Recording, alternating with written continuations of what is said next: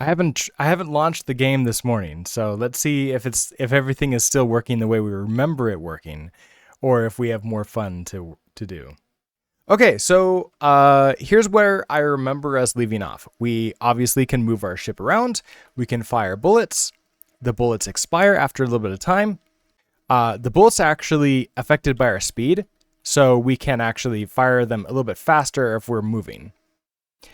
We have asteroids. These are the big asteroids. They're randomly created. I think there's like what, five or six of them, and they wrap around the screen. So that's really awesome. Now we can't shoot them, and it doesn't matter if we hit them. So we have to decide which one of these do we care about. Do we care about collision detection, or do we care about shooting? Either way, I mean, I guess there is a collision detection that needs to happen. So maybe we do collision. Do I do collision detection with the ship, or do I do collision detection with the bullets? I guess that's the real question. Which one of those do we do? So I'm thinking collision detection with the ship, maybe. Option 3, with the other asteroids, have the asteroids collide with each other. That would probably cause, like, that doesn't happen in the original arcade game, right? I don't think it does. I think it just I think they just pass through each other like this, right? They've got to. All right, so collision detection with the asteroids. Let's try that. Let's try the ship can collide with an asteroid, and then it explodes, which is not great if you're in the ship, but for us who's making this game, good. Now we're thinking about doing circle because our asteroids are a rough circle, as it were, and we can probably get away with that, even though there'll be some areas where it's like, hey, I think I clipped into the asteroid a little bit, or maybe like I didn't, like I wasn't that close to it, but I think for the most part it's gonna work just fine. So with that, now my ship, if I do circle based one, so I create like a circle around this, and I do circle around that, I could just do that collision detection myself. Like that's gonna be pretty easy actually. So what would happen if I want, let's create a system for this, and then we don't actually have to maybe do anything to the app. We can just make it work. Why did you not? Oh, malform. We're gonna do this. Okay, so would this be a system? It's going to be a shared system no matter what.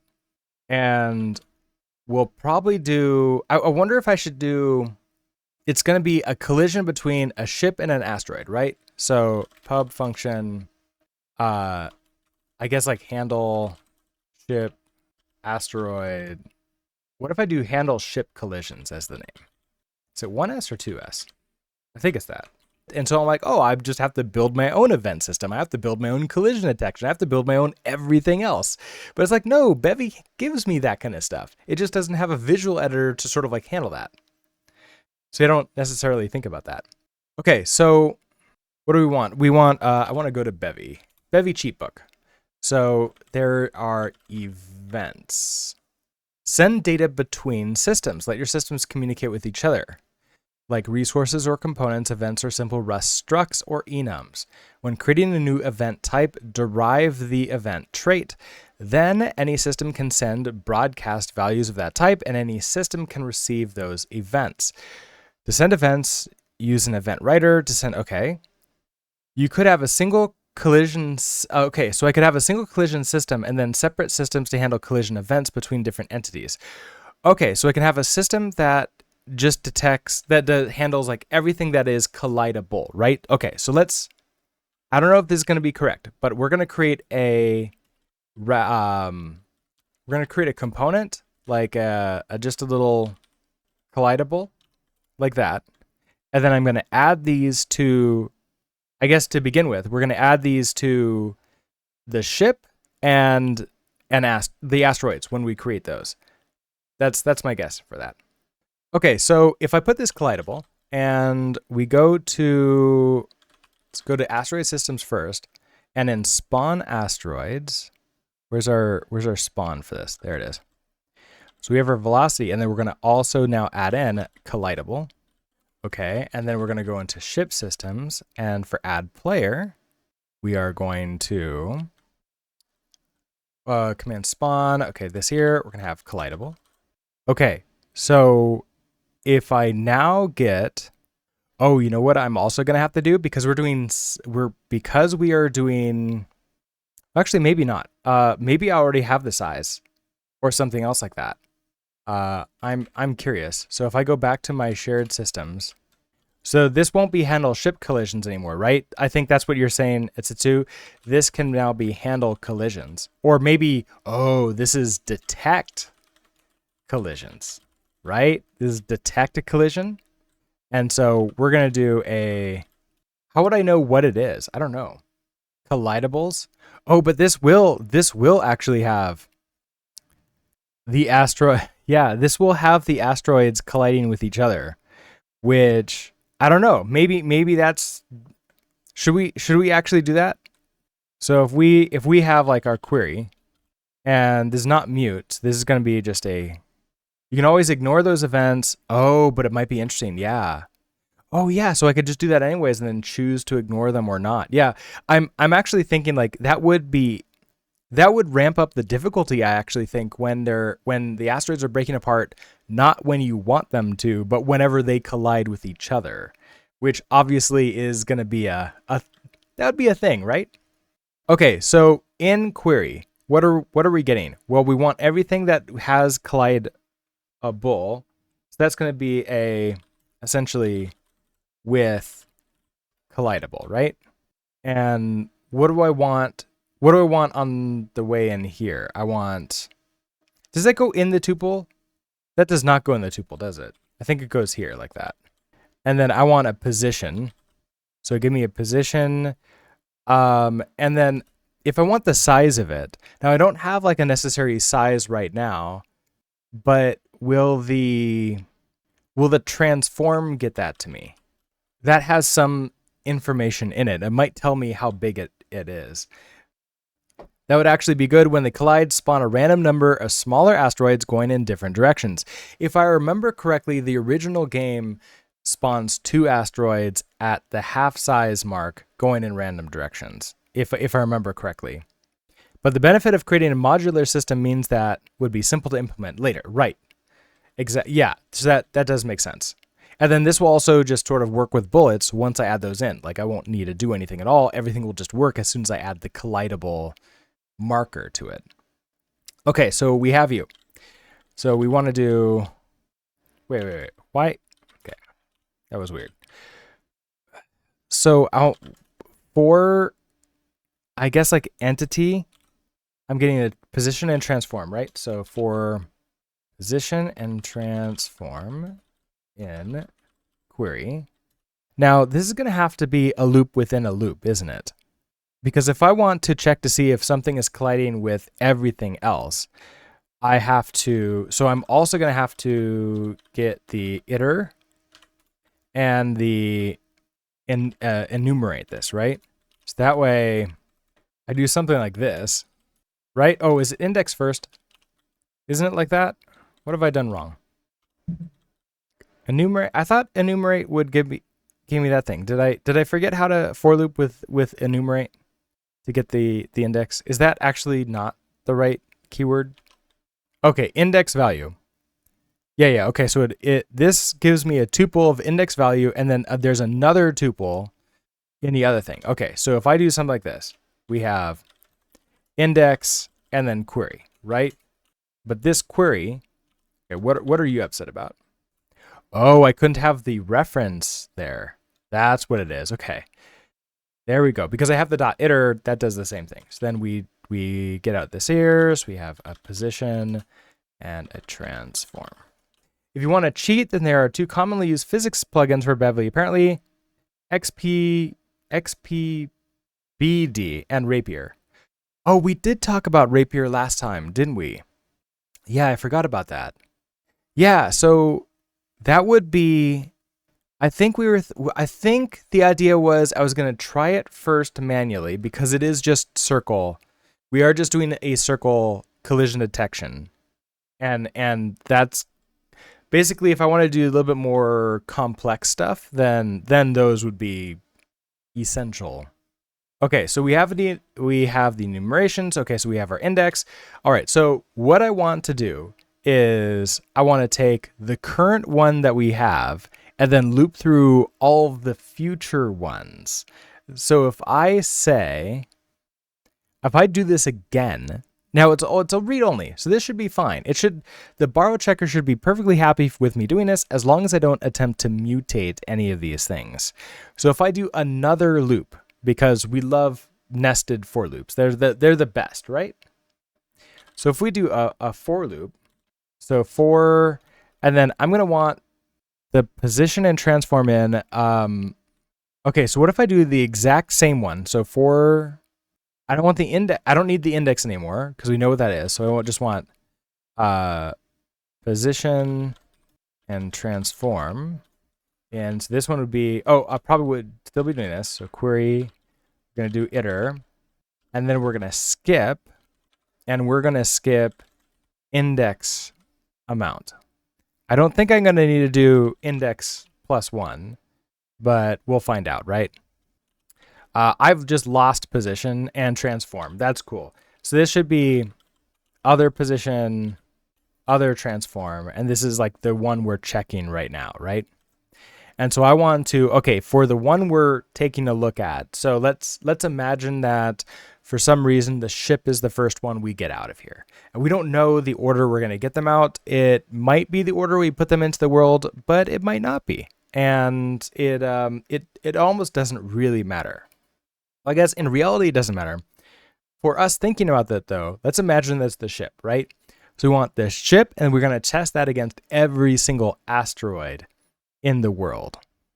And so we need to say, okay, ship, okay, so first asteroid, first time through the loop. What are you close enough to each other, right? So I need to see if I can get the size from this. So can I get the size? So if we go into the transform, what do I have in here? So we have the scale of the entity. And we're doing a spread scale, so it can just be like, size. Returns the size of self at runtime, which is a non-zero U64. I think that just might work, right? But I do need to convert this into an F32. So I can get, returns a value as a primitive type, and then as F32. I'm not sure the best way to convert that to an F32. So there might be some weirdness, like if it's too large or too small, but I don't think we're going to run into those problems ourselves. Oh, you're a bit concerned that the size function is actually memory size. Oh, that'd be well, okay. That could be a new thing. Returns the size of self at runtime. For WGSL fixed footprint types, it's equivalent to self min size and shader size. That, you know what? I bet you're right, because that wasn't an F32, and a lot of things so far have been F32s. Now, I can just get the X. Okay, let's just get the X then, because they're circle type things, right? So the X and the Y are exactly the same. So therefore, just getting one is going to be whatever it is. I don't know if this is a radius or a diameter. So I'm not sure about that. Let's do other size. It might be better to store the information as a separate component. I mean, that would be smart. Do we do smart things here? I don't know. Let's just do size. Size, pub, F32, rather than there. Okay, so we need to go to our ship, and we'll have a size. Ooh, wait, you can't. A size of. Oh, I should actually create this up here, shouldn't I? So where's our mesh thing? Okay, so I have transform with translation. I have meshes add, rectangle new. Ship mesh with scale. Okay, so 50. 50 is the scale for the ship. And that's what I care about. Okay, so then right here, we'll do ship size. And we'll say here 50. And then become ship size dot 0 to grab that out. Okay, there we go. And then we need to do the same thing for the asteroids, right? So when we spawn the asteroids, we have our, okay, so velocities, spawn, line width, okay. Oh, right, because we're using this shape bundle thing. Geometry, builder, build as shape. We have create asteroid shape. Okay, I wonder if you need to return to me not just the polygon, but also the size. Because I need to know what the actual size really is, as opposed to just the scale of the size. Yeah, because I'm randomly creating it here. So if I return, this is like a polygon and size, then, okay, so I gotta put, I guess I have point gen range between 50. Okay. Huh. How do I figure this out? Do I just sort of figure out what it is based upon like sort of like the average of whatever this is, because the point is in and out. We have 25. I guess probably that would be right. So okay, so if it's 50 to 75 units out, which right now we have it's 1-to-1, so it's pixels, even though that would probably not be the best way to store this, like to do that as pixels, but the camera system we're doing, that's exactly what it is. So if I take the same thing, okay, so what if it's somewhere between this, right? It's like that is the other one also, I'm not sure if it's, okay, we're gonna have to play with this because I don't know if the other one of like is gonna be a radius or a diameter either. That's gonna be interesting. So for you, I want, let's see, gen range scale. Let's do, I'm not gonna put that here. I'm gonna put that here. So that's size equals size. And let's imagine I did somewhere between 50 and 75. So I do like, I don't know, 65. And then we're gonna return that. Okay, so then I need to get, okay, so build as shape. The shape gets, we grab the size like you. Okay, so now we have your size, and we just throw the size in here. Okay, so now we have asteroids and the ship has a size. So we can come back to our shared systems and query for size as well. You are what I think you are, right? Yeah, you are. Okay. So we have size, 444. Okay, so you're gonna get size in here, and we're gonna have other size in here. Okay, so we already have the other size now. I want to detect, I need the distance to our position and the other, and because they're vec3s, I think I can get that, right? So if I have like our distance equals our position, now can I do, yeah, distance computes the Euclidean distance between 2 points in space. Okay, so distance, and then the other one, which, now that's interesting. I have to give ownership of it. So I have to clone it. I wonder if it implements copy. So other position dot 0. It does implement copy. Nice. Excellent. I don't need the transform then at all. So we have you, that's fine. Okay, we're good to go there. Well, scale, as the name implies, is a scale. So if you have some mesh of vertices, the scale would spread or contract the vertices relative to their local origin. So in the case of a circular mesh with radius 5, a scale of 1 would be a size of 5 from 5 times 1, right? Although it looks like you got a dedicated size component now, so should be good to go. That's the hope. And then I probably have to tweak it to like make it actually look correct.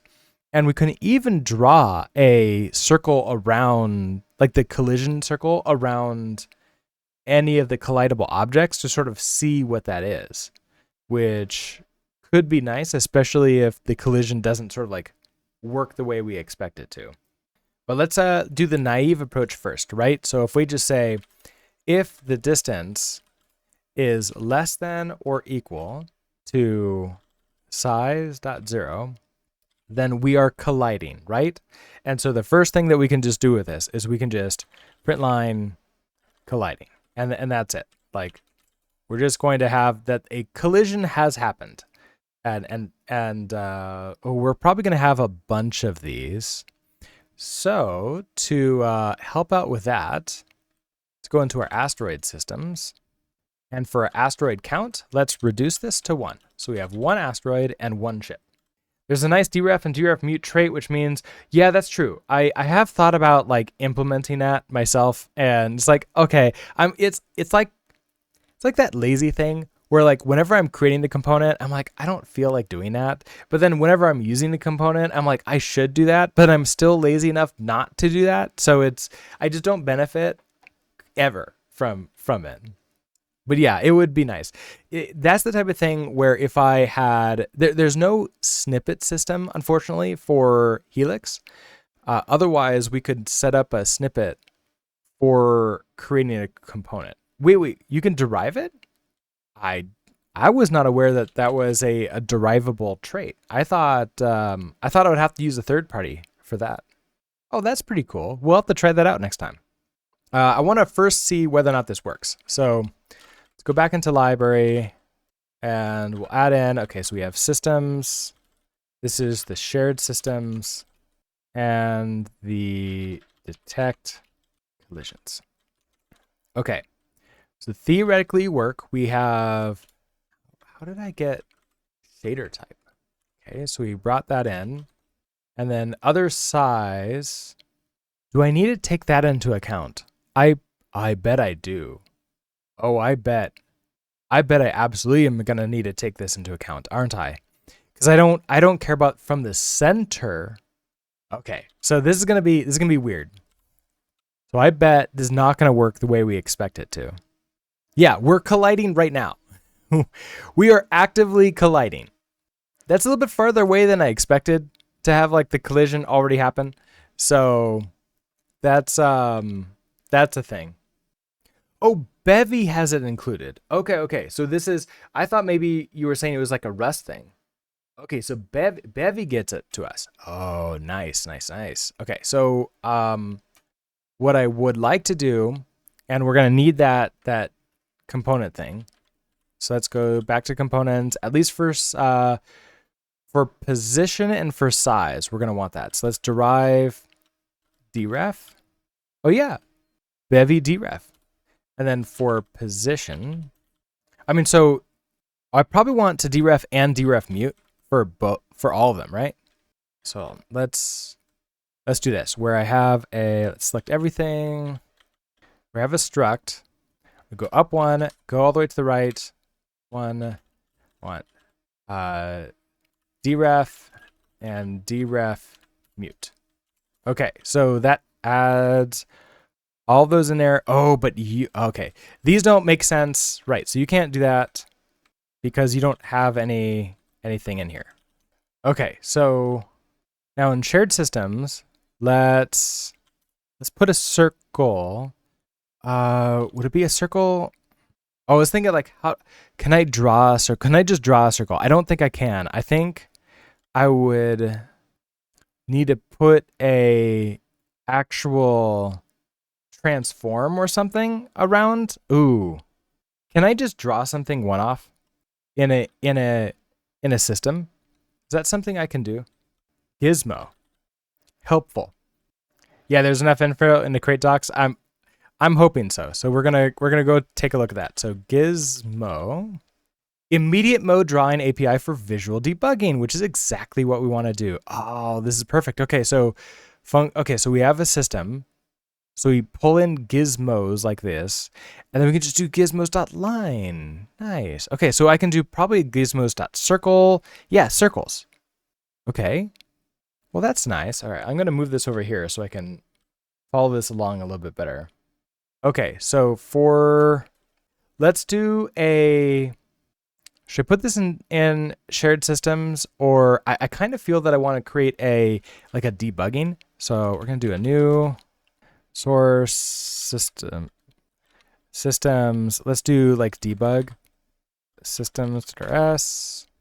Yeah, so that way I can like just toggle them off or on in the main library pretty easily. All right, so let's do a pub function. What are we going to call this? We're going to call this visualize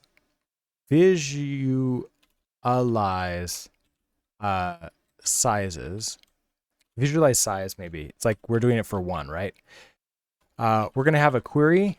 Our query is going to be, well, a query. Oh, and also, actually, we first bring in gizmos, right? So mute gizmos. Oh, yeah, I did that wrong. So that's the name of it. Gizmos, like that. Okay.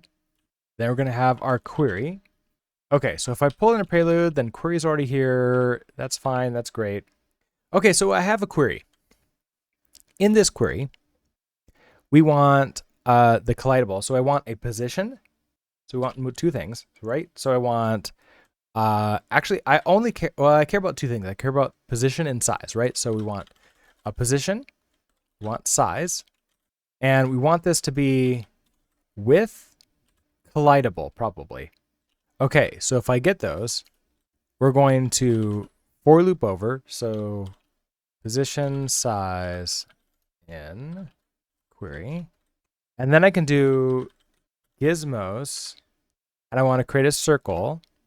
Draw a circle in 3D. Okay, so circle 2D. Draw a circle in 2D. So this should be called for each frame the circle needs to be rendered. Right, so that's going to be, I believe that's how the systems work. So it's going to be what? It doesn't really say what these are.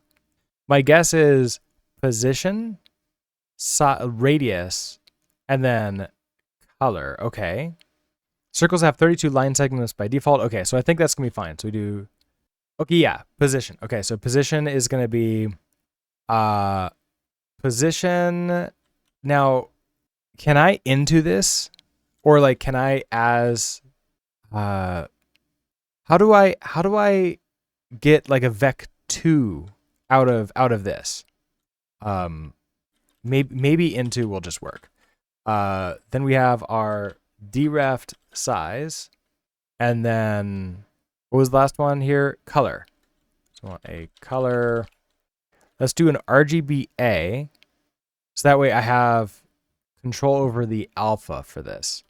So red, it's white is full everything, right? Or I guess it doesn't really matter. If I do, is it between 0 and 1? I bet it's between 0 and 1, right? So if I do 1 dot, like 0.3, something like that, right? So if we do U, that should just do it, right? So now I need to use the visualize size. So we're going to head over to, oh, what are you upset about? Oh, I don't have position pulled in. Oh, you're very unhappy. Mismatched types found. So expected unit type, nothing. Oh, I need to do that. All right. The trait bound Bevy vec2 from component's position is not satisfied. The following other types implement this trait. Oh, I thought that would work. Let's deref this. Okay, so it can't go from vec3, although that's a reference. Yeah, okay, so I don't think this can do what we want to do. I can implement like an as or something like that, or a from. I can implement a from for that component. So we can say, okay, for position, what if I were to do something like impl from vec2? So it'd be U, right? A vec2 for position. So you have our value, which is from a vec2. So I want to just take I'm gonna do self, and then wasn't there something where I can just do like value dot extend, and then you're gonna be 0 dot? Is that gonna work for an into the other direction? Yeah, from works with the other direction now, right? So now I can actually do an into like this. Vec2 from components position not satisfied. Oh, because it's a can I deref you like that? It's a reference. I could do, okay, so components. Position is not, you're right, and it can't be, I think I tried to do copy for this, right? And, oh, you're fine. Okay. Type annotations needed. Oh, you can't figure this out? Okay. Can I do something like this? I want to do a vec2. Oh, okay, fine. You won't let me put a type there. Let's see. So I need, so let a position 2, it's going to be equal, so I have to tell you what you are, right? So you're going to be a vec2 equals position dot into. Can I do that? And then you become position 2. Okay, so from reference to position is not satisfied, so then I want to clone you. I thought it would copy automatically. Okay, Tree-bound Bevy prelude vec2 from position. Is the prelude vec2 not the same type? I wonder if that's the problem here. So if I go, okay, so we had a prelude vec2. Okay, so from components, prelude vec2 from position is not satisfied. The following other types implement from. I was hoping this would just work. Yeah, isn't from make it so that when I do the other one, it just works? Oh, I need from position for vec2. Oh, dang it. Okay. Okay. So, wait, I can fix this. So instead of from vec2, we'll do impl into vec2 for position. Right? Okay, so that's what we'll do. We'll do this. And so this will be a vec2, so x will be then self.x. Self.0.x. Actually, this might work because of the deref on it. Self.y. I think that'll work fine. So then we don't need you anymore. We'll do position dot, okay, position is into. The trait bound Bevy vec2d, oh, from components position, okay. For a reference, which means you're a reference there. Has an incompatible type. Expected signature position. Oh, because into would be that. Oh, that's okay. I'm surprised that lets me do it. Oh, okay. Cool. Okay, it used to be that you had to do into when you didn't own the type. I should always impl from, not into. Well, I mean that's what I got used to, but like what should I do here? Okay. What's the better way to do it instead of into like this? Because like obviously this works. Let's get rid of this other error here. So size, expect an F32 font size. I'm trying to deref this. Why did that not work? I want size.0, right? Whatever. I'll just do that. Okay, so I have no errors. I have some warnings, but that's fine. So if I wanted to impl do a from instead for position for this, I would have to from on the vec2, right? But I don't think I'm allowed to do that on a foreign type because it's not my type, right? So if I try to do impl from position for a vec2, I've been allowed for years. Wait, what? Okay. Implement missing members. Change that. And then, okay, so I want self. We'll do value.x, value.y. Okay, so if I do that, oh, yeah, you're right. So much better. So much better. So then I can just do position.into again. That just works, which means that I can get rid of you from, okay, so it's a reference. I keep on forgetting to do the reference. So I want a reference here, which means you're a reference here. There we go. You're happy. We go in. Okay, so this is visualize size. We're going to go into our library. So we have systems. We have the debug systems. Visualize size. Okay, so that should now just draw things out, right? Let's see. I'm guessing these circles are going to be absolutely huge and way bigger than we wanted. Yes, significantly better. Although that, okay, so my collision math is a little bit weird for this. That seems off. I should not be colliding. So in our detect collisions, I'm attempting to get the distance of mine. So here we can just do that now. So position distance to the other position. And adding that on there, I don't think that changes anything, right? Expected effect 3, found a position. Can I deref you like that? No. Can I deref you?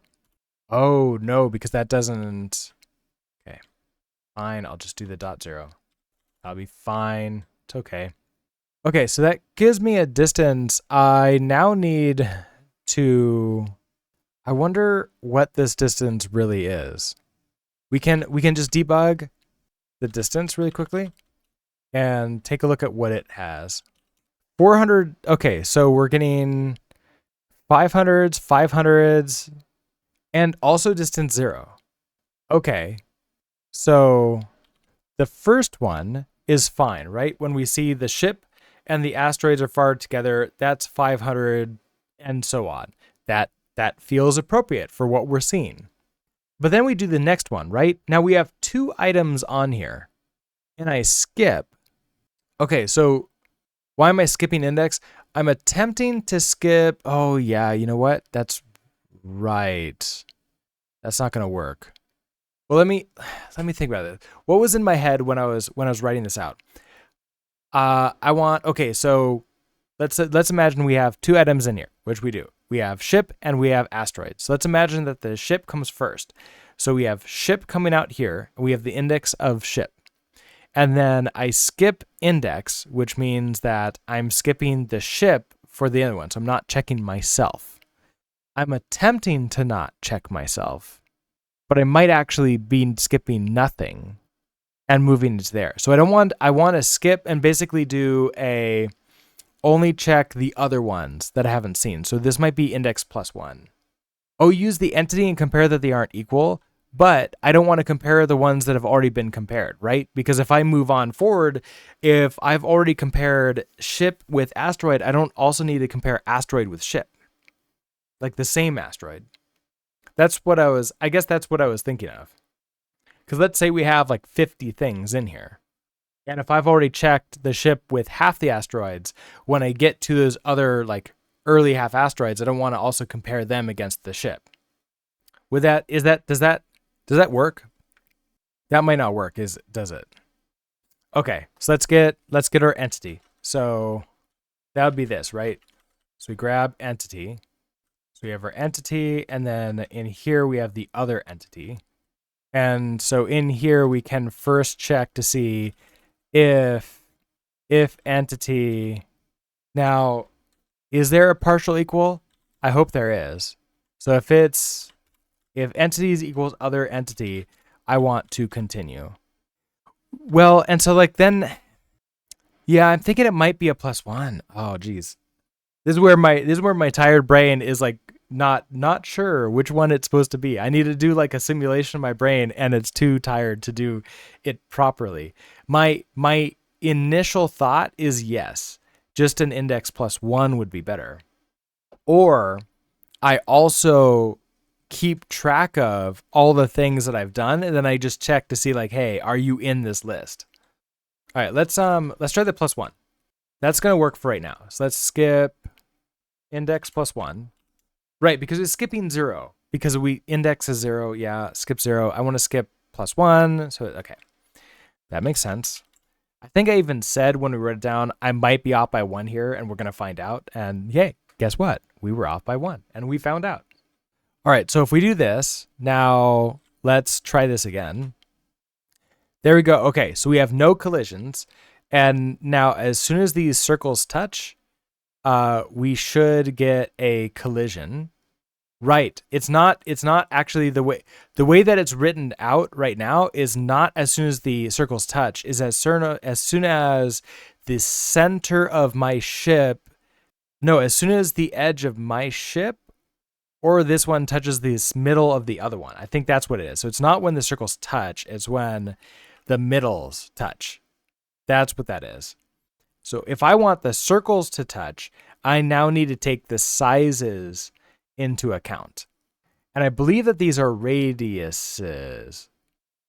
Should we... I think it's times 2. But let's double check this. That says that. Okay, we have our colliding. Let's, what do I want to, position, distance. Do I want to do this as distance, plus other size probably, right? So plus, okay, so position, distance, that's the position of the center of mine. So I need my size first. So plus like a dereferenced size plus the other size. So dereferenced other size. Okay. Well, I was hoping that the deref thing doesn't seem to be working the way I expect it to. It only works with like when I'm getting the .0. I thought I can use the deref symbol though, and that would give me what I wanted. Okay, let's try this. Okay, so I'm not colliding, and as soon as I touch, oh, still not colliding. Oh wait, what? Is that supposed to be minus? Oh, you assume I would need, you're probably right. I need a double asterisk. Okay. What's up with my math on this? I just sort of, okay, so what I try to do was this plus that, but now even when I like move across the center of this, that doesn't work at all. That's oh, you know what? Oh, I'm doing already the size of, okay, so I don't need to add my size. I think it's just the other size, right? And let's try that. Yeah, that's what it was. Okay, cool. Okay, so not colliding. I mean, I'm pretty much fully enveloped. Oh, okay, so I crossed the center, and then I'm not colliding anymore, right? Yeah. Okay. All right, math time. Gotta figure out math. All right, so let's see. We have a circle, and we have another circle. How do we detect if they are colliding, if they are touching, right? So we have a center point for this. This is something like we have x and y. And here we have x2 and y2. Or we can just say like xx, yy. And actually, I'm not even caring about the positions of this, right? Like, I care mostly about the size. So if the size is like, if we have size, A, and we have size B, is the size the radius or diameter? I am guessing it's the radius because it seems to be, well, actually, I don't know for certain. I don't know yet. But since they're consistent, it should be the same, right? It shouldn't matter. Maybe. So if I get the distance to these 2 points, that would be something like, that's like a line that we get, so it's a vector, and that comes out as like whatever the distance is. But I need to add the diameter of this size to that distance so I get from here, right? And then if you're just touching like that, where it's just slightly inside of it, I wanted to check to see if this distance line here, which is the radius of this one plus, oh, wait. So it's not that, is it? No. Or wait, is it? It's the radius minus. It's the radius minus. Oh, it's the radius minus the radius. It's the distance between the two minus the radius of size A plus the radius of mine. Okay, so, well, actually, do I even care about, do I really need the plus the half other? Oh, yeah, distance minus self half plus other half. Okay, so if I do distance equals, okay, so my position, distance to the other position, and then I have minus size plus other size. And then I want to check to see if this is less than 0, I think. Like, if I don't have the if we just debug the distance. Okay, so we're at 600 or so, and then as I get closer, this number should go down, which it's going up. Okay, went farther away from it. Let's go back down again. All right, we're getting smaller. Now, just barely touching, and the distance is still like 90 something. Okay, the distance is still like 90 once I get there. So I need to double the distance, double my size. So minus size times 2. So now I got down to like 30 something. That felt a lot better. Okay. So then if I instead do that, now we can say if distance is less than or equal to 0, then I want to debug. What should I do? I should just say colliding. Okay, and now I should, if I brush the side of it, I should get a colliding message and be able to sort of like go off of it really quickly. So not colliding. I got close. Okay. Do I need to double the other one too? Oh, to the center of mine. So I think I need to double the other one too. So other positions minus that plus times 2. Except that does that make sense? Wait. Times 2. There we go with that. It's happy. And now we're not. Okay, so I'm going farther away from what I want. Interesting. Okay. It's not I made it worse. I made it worse. So that's definitely not the case. Now, the multiplication of the other position, I feel like that's not right either. I guess like part of the idea, how is distance calculated? That's a good question. How is like usually its distance is calculated by getting the x squared plus b squared equals c squared. Pythagorean's theorem, something like that. Euclidean distance. Now is that the same thing that I'm looking for? Is Euclidean distance different than just distance? This is why deref can be confusing, as I thought you implemented that on position. I did implement deref on position. And there is no distance off of position. So it really is a vec3. And that makes sense, right? So there's a vec3. Yes, it's a vec3. That's fine, right? So like position.distance, that's getting the distance off of the vec3 to the other position's vec3. I meant the distance method. I didn't realize it was the vec3 position. Right. Yeah. Because the deref, right? Because the dot derefs into it. And then distance isn't on my positions. Therefore it looks inside of the, the deref. And then that gets the position that it wants to get at. Yeah. Okay. So the logic should be correct, but clearly it's not. Now I'm wondering if Euclidean, what does Euclidean mean? So, and actually, you know what we can do? We can look at here. Distance. Can you tell me? No, not Euclidean either. Euclidean. Euclidean distance. In mathematics, the Euclidean distance between 2 points in Euclidean space is the length of the line segments between them. It can be calculated from the Cartesian coordinates of the points using the Pythagorean theorem. Okay, so that's what I was thinking. A squared plus b squared equals c squared. And therefore is occasionally called the Pythagorean distance. These names come from the ancient Greek mathematicians Euclid and Pythagoras. And the Greek okay, so cool. That's what we want then. Okay, so I'm getting the distances here. Okay, so here's the things. The size on its own is creating these 2 circles. I'm not worried about like the sizes of the circles being correct right now. Why did I decide to roll my own detection? I decided to do it because I thought it would be really easy because it was just circle detection. That's all I'm looking for is 2D circle detection. And that is like the easiest of the detections, right? What Bevy has circle detection too, right? We can add that in. We can create that or figure it out. They don't have anything in here in their cheat book for collision detection.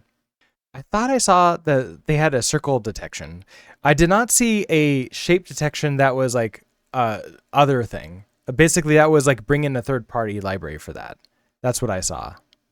For you, if I look for, I see AABB, but I'm fine with circle. Okay, so there is this one, circle collision at. Oh, right, and I saw this, and the documentation was really bad for this one. Like I can't, it doesn't really, like in here, in the actual docs, I was hoping they would have that. Okay, so I would have to create a bounding circle to do this. Should it have been 2 minuses? We can try that. I still have this in here. Okay, so I'm not colliding. Still not colliding. Colliding. Okay, I think that was right. I think that's it. That was the problem. It was supposed to be 2 minuses and not a minus and a plus. Order of operations is tough. Yeah. Math is hard. That's the lesson here. Math is hard. Which is the reason why we should probably be using the provided system. But the cheat sheet and this thing didn't really have any good information about how to do this. So like, let's say I wanted to do a different system for this. Like, let's say I wanted to use theirs. I have to create a bounding circle for this, and then I can compare them with each other to see if they're colliding. Why is there direction in a bounding circle though? Oh, and there's a bounding circle cast. We have bounding volumes. Okay, so this is what I want. Bounding volumes. A trait that generalizes different bounding volumes. Bounding volumes are simplified shapes that are used to get simpler ways to check for overlapping elements or finding intersections. Okay, so I can get bounding volume, and then I have a position and a half size. Oh, it's a trait. It's a trait. Wait, do I have to create this myself? Who implements? Okay, and that's where I have the bounding circle. Okay, so I have to create a bounding circle then. Do I put the bounding circle in as a what is it called? Do I have to put the bounding circle in as a component, or do I have to create this every single time I'm doing the detection? Okay, you found this from, let's see, this is like a blog post, it looks like. Okay. It took me here. Where's the bounding? Okay, so some use cases for primitive shapes include meshes, gizmos, bounding volumes. Okay. Bounding volumes. Spatial checks have several valuable use cases. Okay, great. Add some new publicly available bounding volumes. These can be created manually or generated from primitive shapes. Oh, it's generated from it? Each bounding volume implements bounding volume. Okay. The intersex volume trait can be used to test for intersections between these volumes. This trait is similar for bounding volumes themselves, so you can test. Okay. So we create a bounding circle that is centered at a position. So they just have a position. They have a radius. They have a bounding circle at that. Okay. Translation, rotation. So from our hexagon, we can just get the AABB2D, and then the bounding circle. Okay, so what we're saying is that now this is from regular polygon. Where is that from? Like, okay, so when I'm in this point, how do I get that though? Is that from the transform? Like, do I want to query for the transform in here? And then I can, okay, so let's say I want the let bounding or whatever it's going to be. I can't get that. Translation, rotation, scale, the compute matrix. Yeah, none of these look like they give me what I want. Okay, so there's also bounding volumes. So what I am storing is let's see. Let's go to the ship, for example.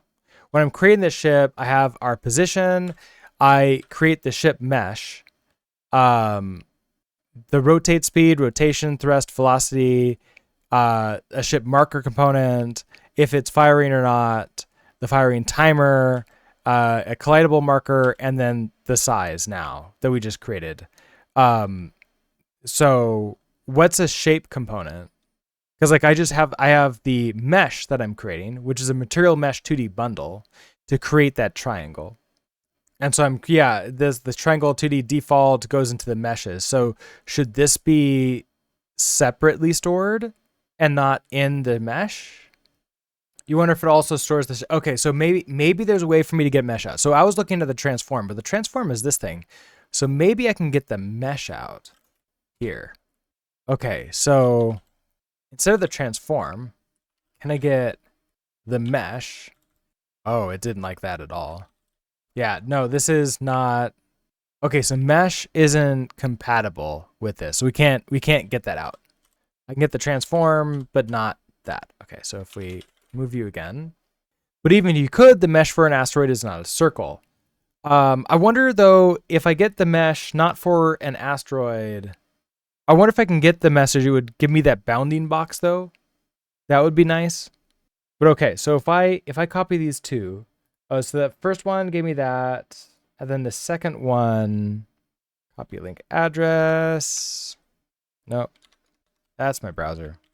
Gives you this. Okay, intersection test, that's pretty cool.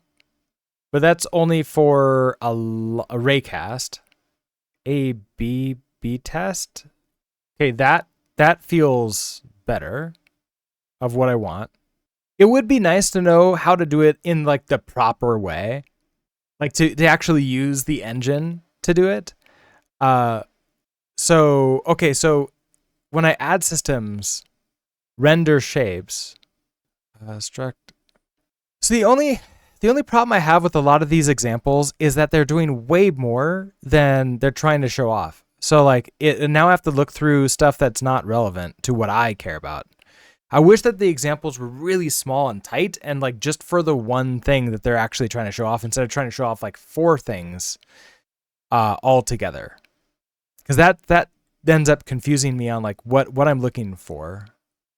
Yeah, I think we might have to come into this later. It's a little bit too much for me to look into right now.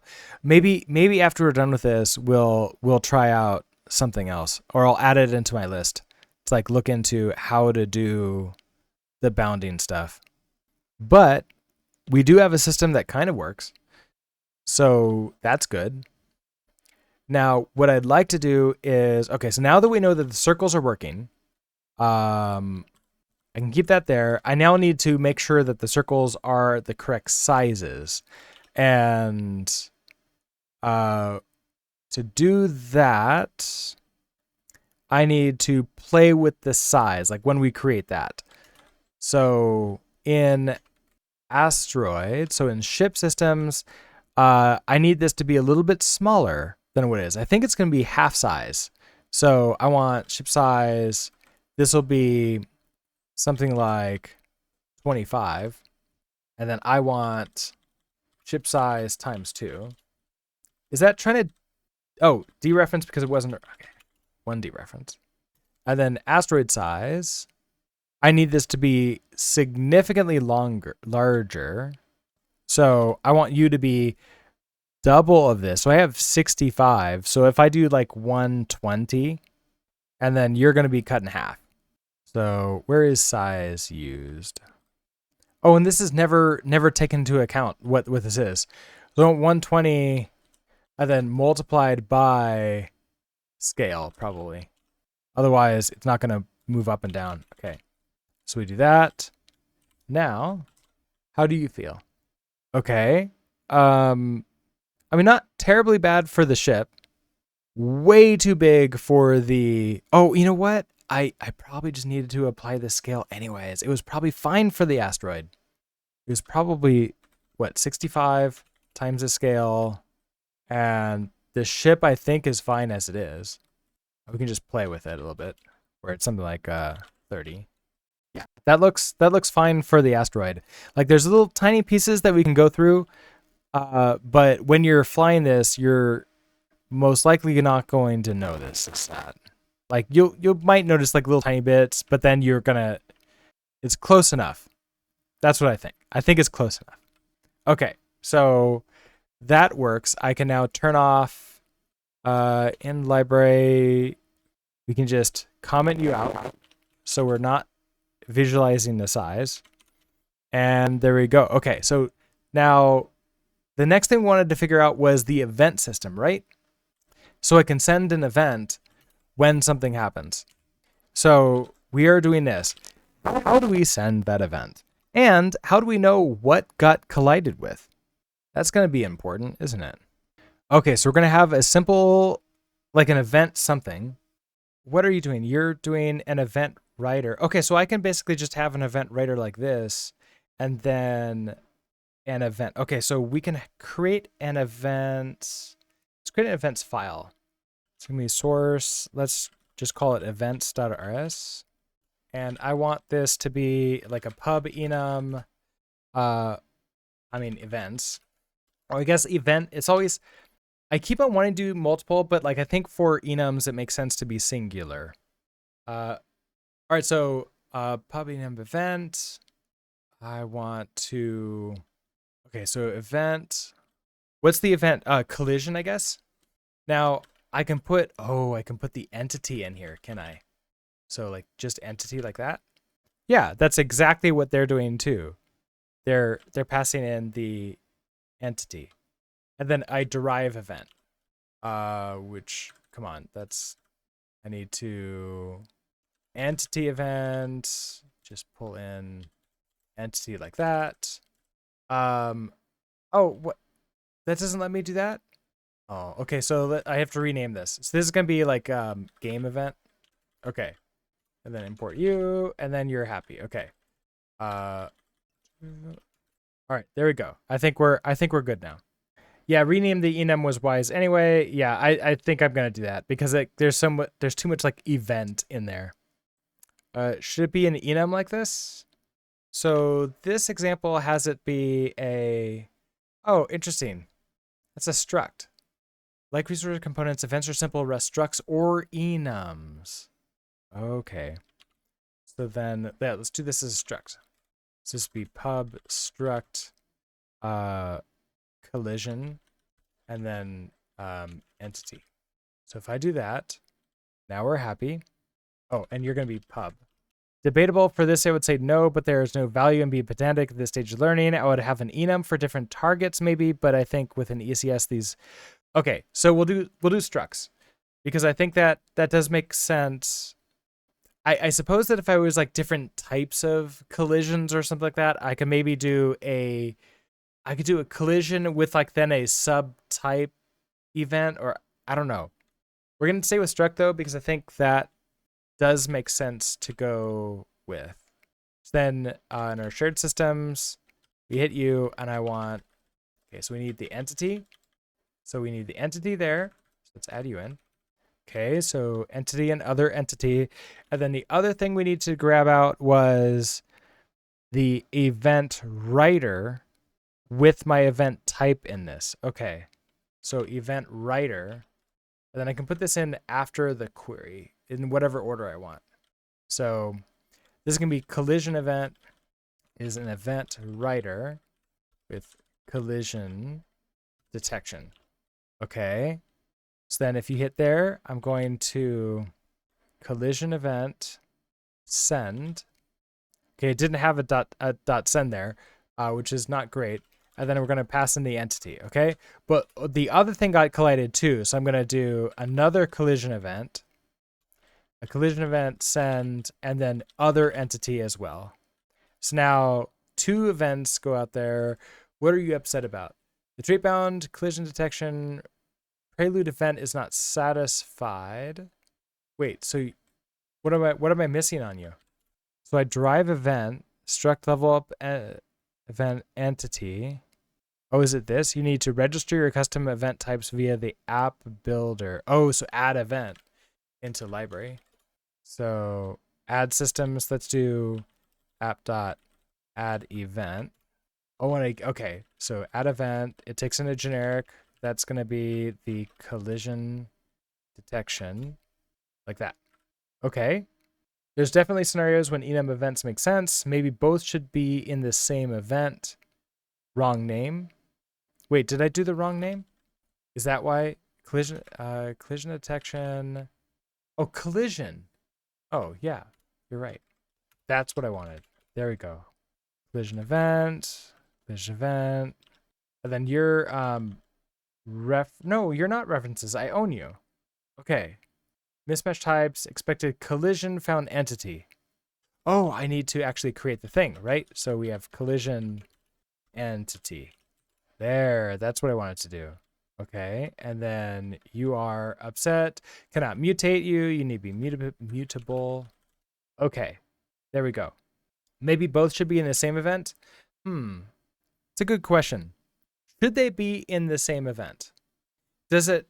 Well, I guess that's another question. Does it matter that I know if it collided with something else? For the ship, no, right? If it collides with anything else, it has died. That's it. Like we kill it. If it's an asteroid, we can make that choice, right? So in that case, we would need to know that it collided with the other entity.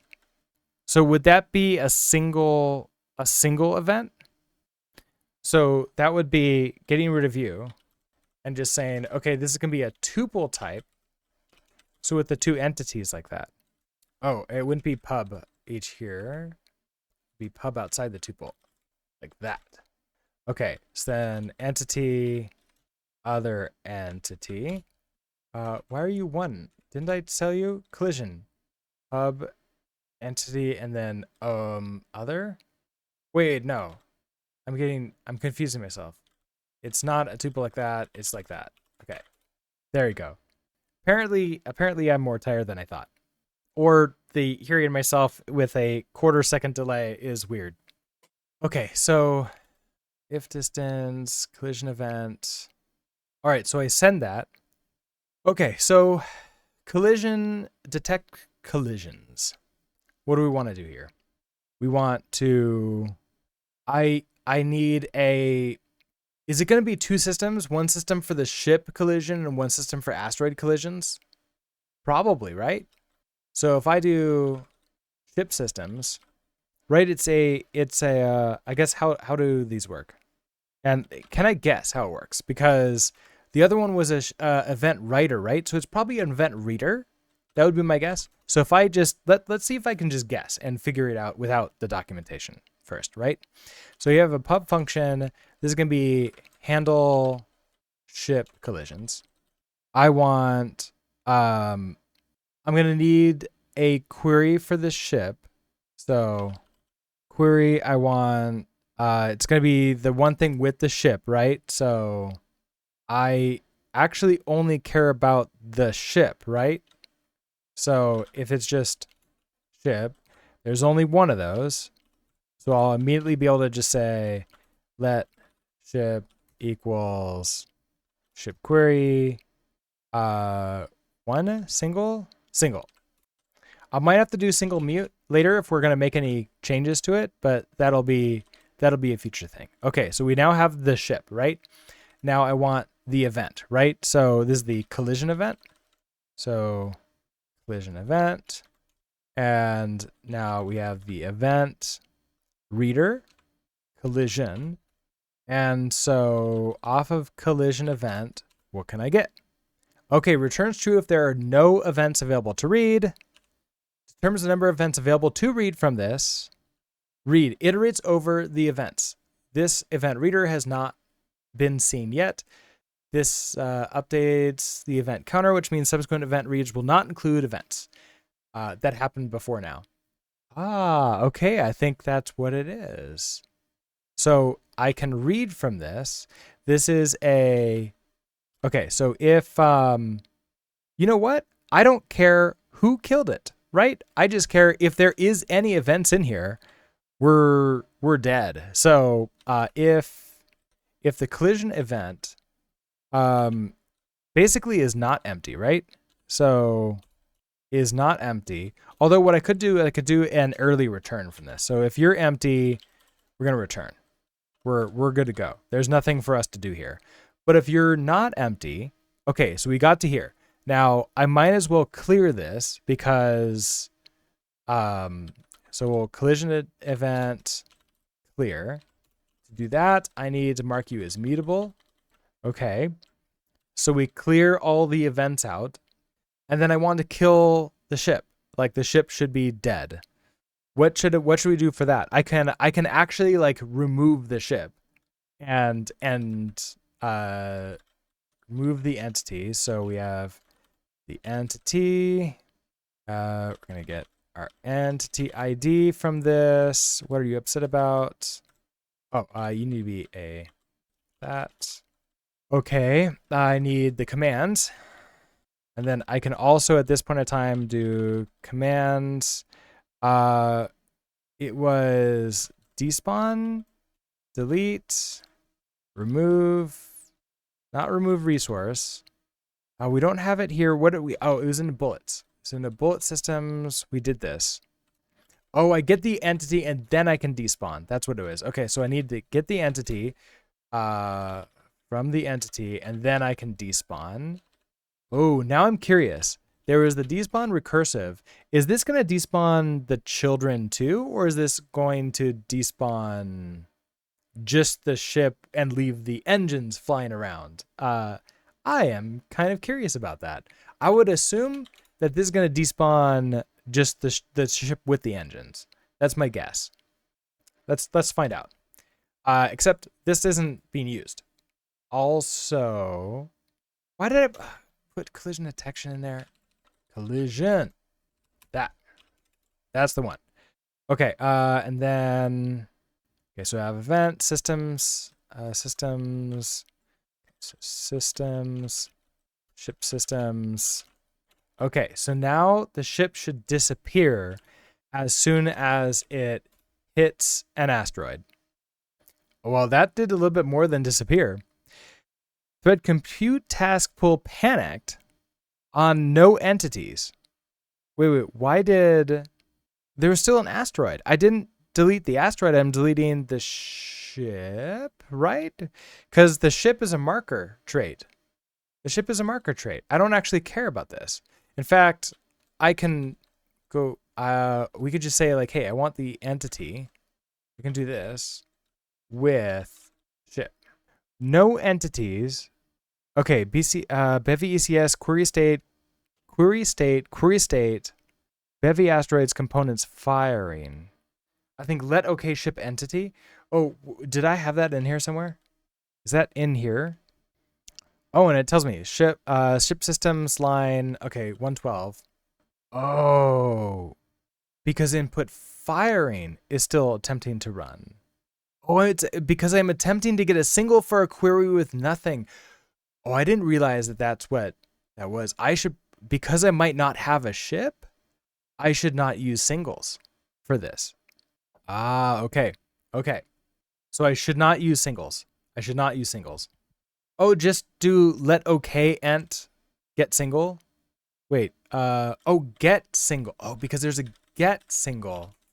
Okay, so let OK mute firing like that. And then I have to have an else. So else return, right? Because like there is no ship, can't run this. All right, that makes sense. Yeah, you're right. I did need that return. So now if I search for every place where we have a single, which was those two places, so cool. That's nice. Click OK. Do that. Else return. Now what? Oh, and then the get. I need the get. Okay. Now we shouldn't have any crashes. So now if I kill the ship, bullet systems. Why did the bullet system's getting the ship? Okay, the bullet system line 15. Same, let's see. Firing query is from the ship has firing. So same thing. Okay, so okay, that equals else. Well, we can't fire if this doesn't have it. All right, so run you again. Yep. Okay. So now we have our engine is just stuck there forever. But we saw that there was a way to handle this.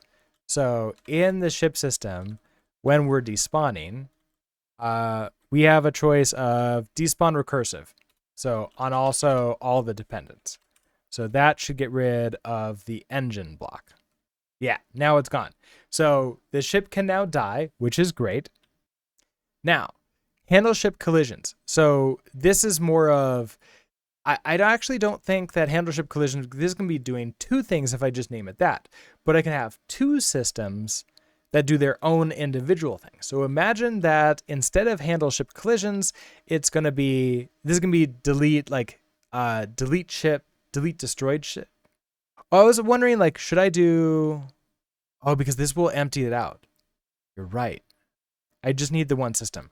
So now if I want to create, like a bunch of lines or just something of like the ship breaking apart, and that would happen next, right? So I have command, so I can command spawn something.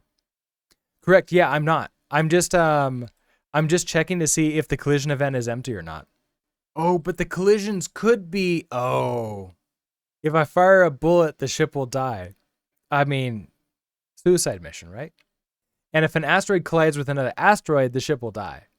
Right. Okay. So what do I, okay, so this won't work. I do have to loop through. So we get this ship entity. So for collision event in, I guess like for collision event. Now, if I read, iterates over the events this event reader has not seen yet. This updates the event reader's event counter, which means subsequent event reads will not include events that happened before now, which is not good because I'm going to remove the events that are not related to me. So read is not what I want. Is there anything else? Can I like peek at the event? I guess, okay, I'm making this too specific. I'm making this way too specific. This should not be the ship handler. This is just going to be, I'm going to just delete whatever it was when it got created. I think that's what I need to do. Okay. So this would be handle collisions, or maybe the delete entity on collision, something like that, or maybe handle collisions. So you have two systems reading that event. Both systems will be able to read the same set of events. Wait, really? It shouldn't remove it globally. It's per system. Oh, nice. Okay. So then this will work. All right. All right. So for collision and collision event dot read, it would be nice if it said that here. If it just like had one little tiny thing was like updates the event reader's event counter for this system. That would be nice. Okay, so if I do that, yeah, well, we'll find this out really quickly when we do the asteroid version and I start deleting the asteroids. That will do it. Okay, so how about that? We'll do that right away, right? So for collision in event collision read, I want to, let's see, I need my entity. So we have the two entities, right? We have the two entities that we're going to be working with. Can I grab those out? Can I say something like entity, other entity, let's see, collision event. Whoa. Deriving deref on multi-field structs requires one field to have the deref attribute? Wait. Oh, because it doesn't know which one I'm going to get. Oh, that's too bad. Okay, fine. So I can't do that. Oh, just destructure it. Right, destructure. Right. We have that. So I can do collision entity other entity. Wait, doesn't it give me the thing? Why doesn't you give me the thing? Collision event read. This is an iterator with item of type collision. And type collision has that in it, doesn't it? Oh, it needs the name. You're right. Collision. There we go. Okay, so that's destructured now. So now I have my collision, and okay, so now I can check to see, I need my entity, so I have my ship entity here. I just lost it. So this is going to be ship entity, and this is the event entity, event other entity. I'm not sure how much I like putting them both into each other like that. I guess like for the ships, it doesn't really matter. Okay, for collision and collision event, read. So now we have this collision, and I want to check to see both of these, or none of them are. Well, I guess like okay. So if ship entity is equal to event entity, or ship entity is equal to event other entity, then go ahead and clear this out because we're done, and go ahead and despawn. Okay, so I think that should work. Mismatch types, expected entity found. Okay, so event ship entity, we can deref you, right? Yeah, that'll work. That symbol, then they want you to be, oh, ship entity now. Cannot borrow collision event. Oh, wait. Cannot borrow collision event as mutable more than once at a time. Right, okay, so I don't ever need to clear this out now. I don't need to clear it out. I just read through it. That makes sense. And we stop looking at, okay, so that works. What are you upset about? I have a mismatched thing. I have made a terrible mistake somewhere. So here's the if one. Here's the for loop. Here's the function. I have open, close, parentheses. Parentheses there, parentheses there. What am I missing? Unmatched closing. You're matched to there. You're matched to there. You're matched to there. And then you're matched to there. Okay, what are you talking about? You're matched to there. The editor figured it out. No code action, so it can't like give me any suggestions. Okay, what other symbols do I have that I may have like accidentally deleted? So okay, so let okay. All right, well, I guess something I could do is I can all right, so it's in the for loop. Okay. So then how about this? It's not the if statement. So it is you. Huh. Oh. Wait a second. What? You're for the function, but I have a for loop here. If I do that, oh, that's even, oh, weird. If I just do like a debug, just to have something here. If I just, okay, Rust Analyzer, what is going on with this? I see you closing this here. You think though, so he says closing. You see this as closing handle ship collisions. Okay. I'm not trusting Rust Analyzer right this second. Let's see if I try to compile this, if we get that error. No. Okay, so Rust Analyzer's just got a little bit drunk. All right, so now we should successfully delete you, and we did not delete the asteroid. Okay, perfect.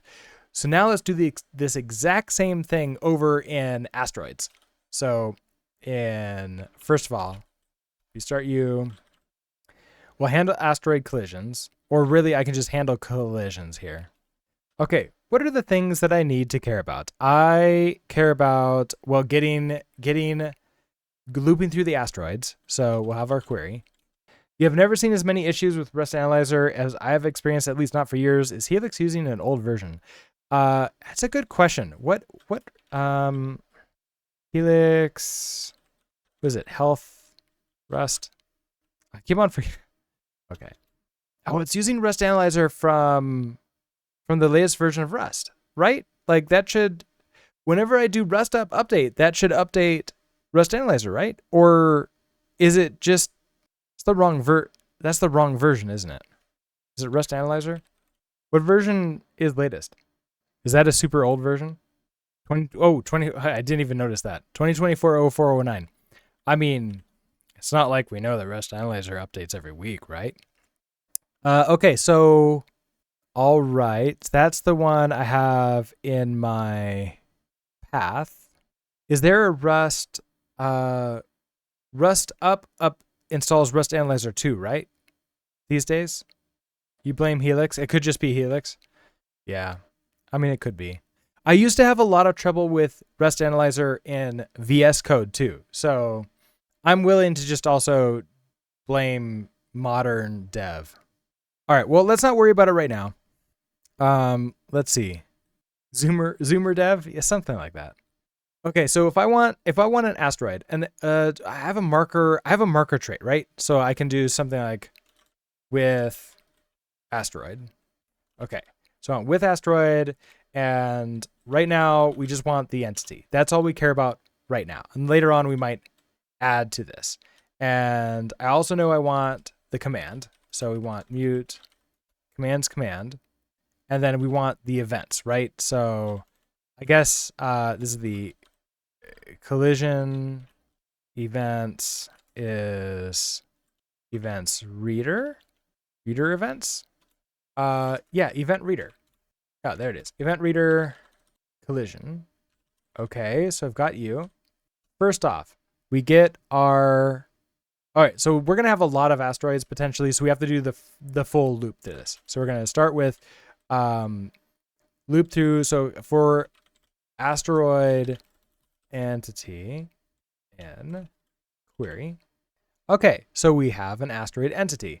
I want to now read through the collision events to see if this asteroid is in the collision events. So I have to do, I probably would just want to do this one at a time, right? So I want let, yeah, so like it would be let collision, event entity, other event entity equals collision events read. So I just get one of those, and then we loop through all of you, and then we see if you're the same, right? So if my asteroid entity is equal to the event entity, or if the asteroid entity is equal to the other event entity. Okay, so if you're equal to the other one, now why not loop? What if for some reason two events came in before the next update? I guess, okay, so my mind is a little bit, maybe I'm just confusing myself.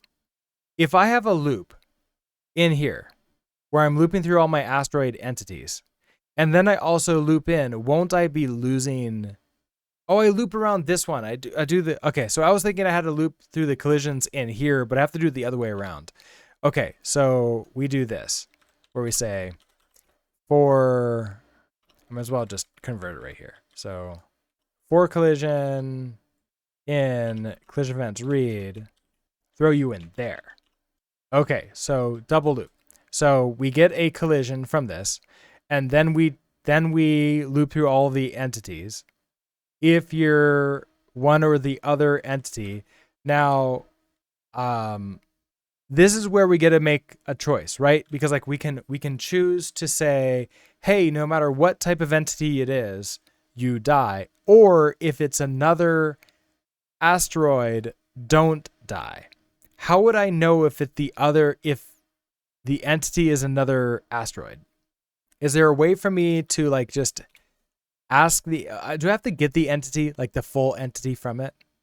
Then it is in my query. So I know that this asteroid is an asteroid.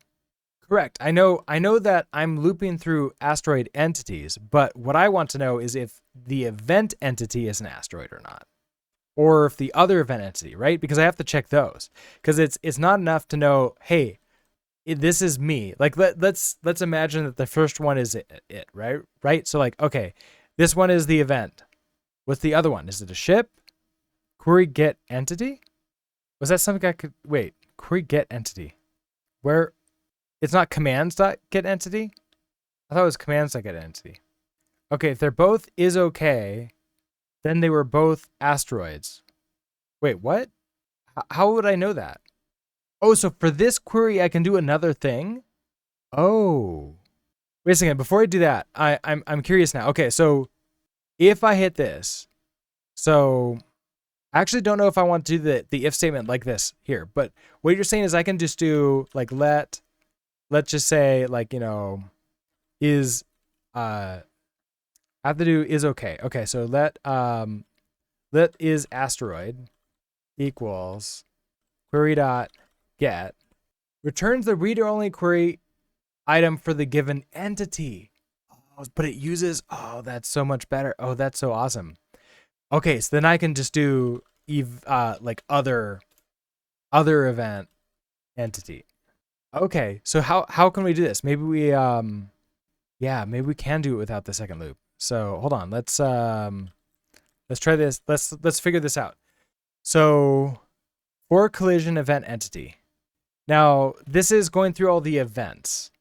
You're right. I just get these two. So I just do let asteroid equals query.get event entity. Let other asteroid. Oh, and it's a result, right? So this has to be let okay.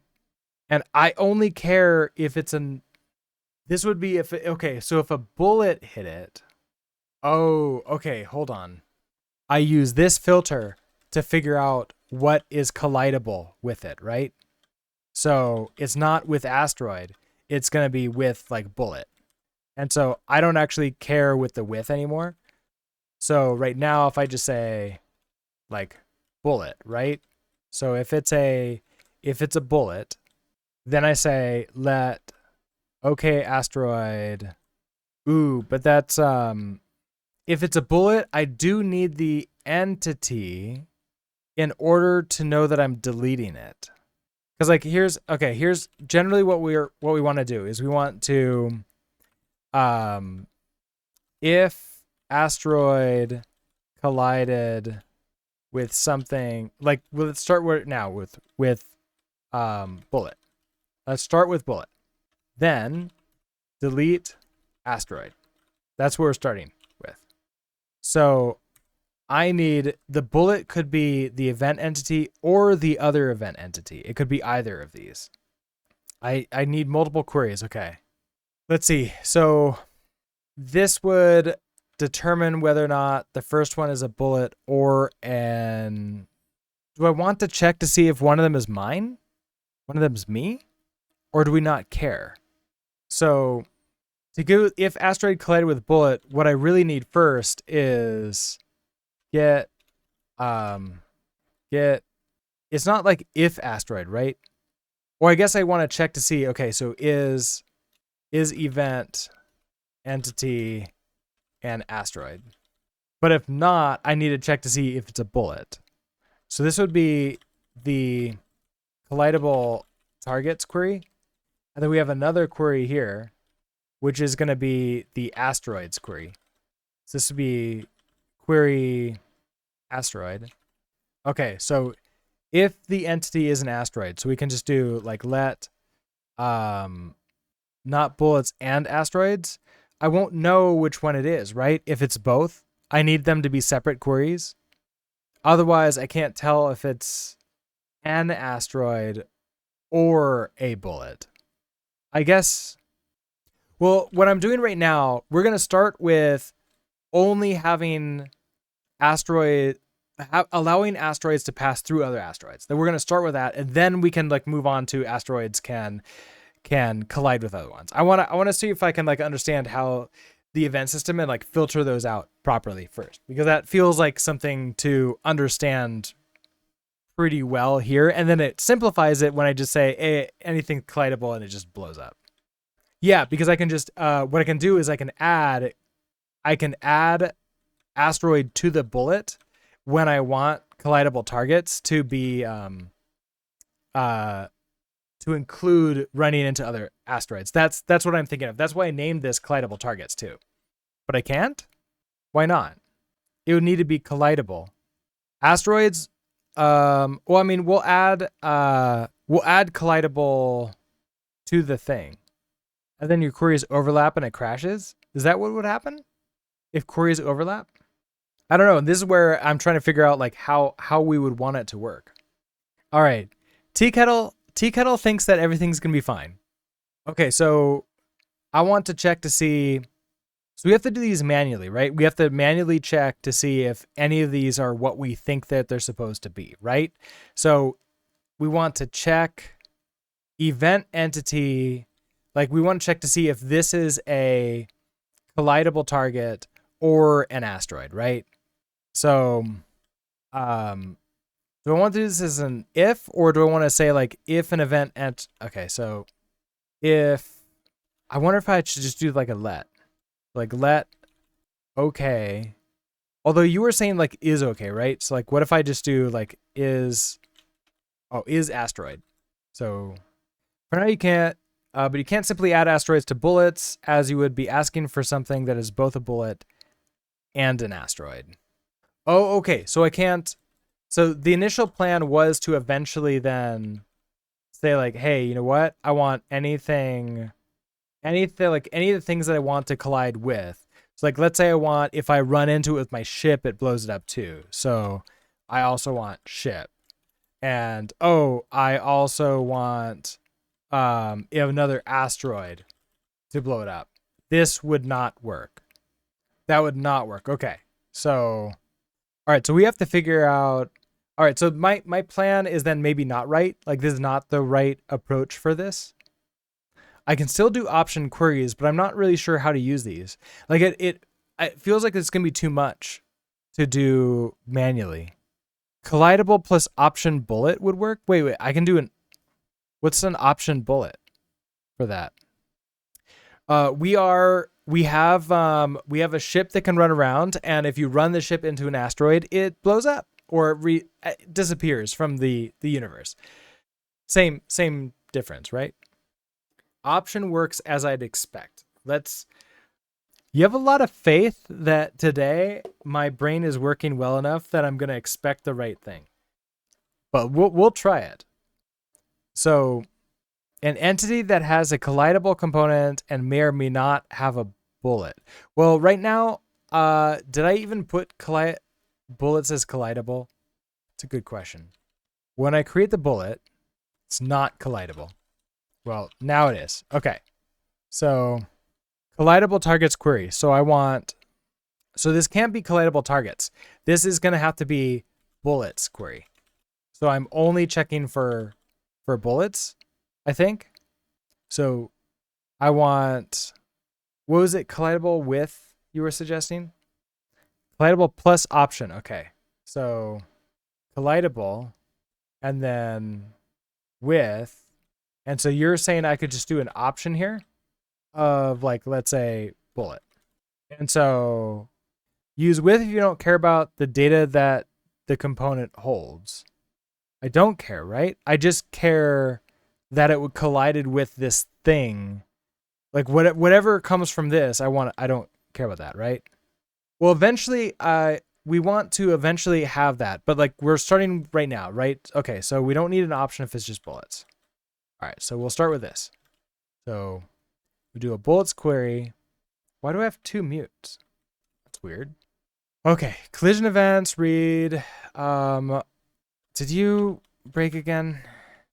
What's going on? Why do I have an int? Where did that even come from? Helix. What did I do? Okay, so that was supposed to be an in. You're right. It was supposed to be an in. In that. There we go. You're right. We're going mad. So like I'm going mad. Madness is happening. Okay, so cannot mutate immutable variable collision events. You're right. Okay, so you have to be mutable. So we get you. Now, I want to check to see if one is an, okay, so I need to check to, okay, so we need to check to see if event entity is an asteroid or if other event entity is an asteroid, right? We have to get ourselves first.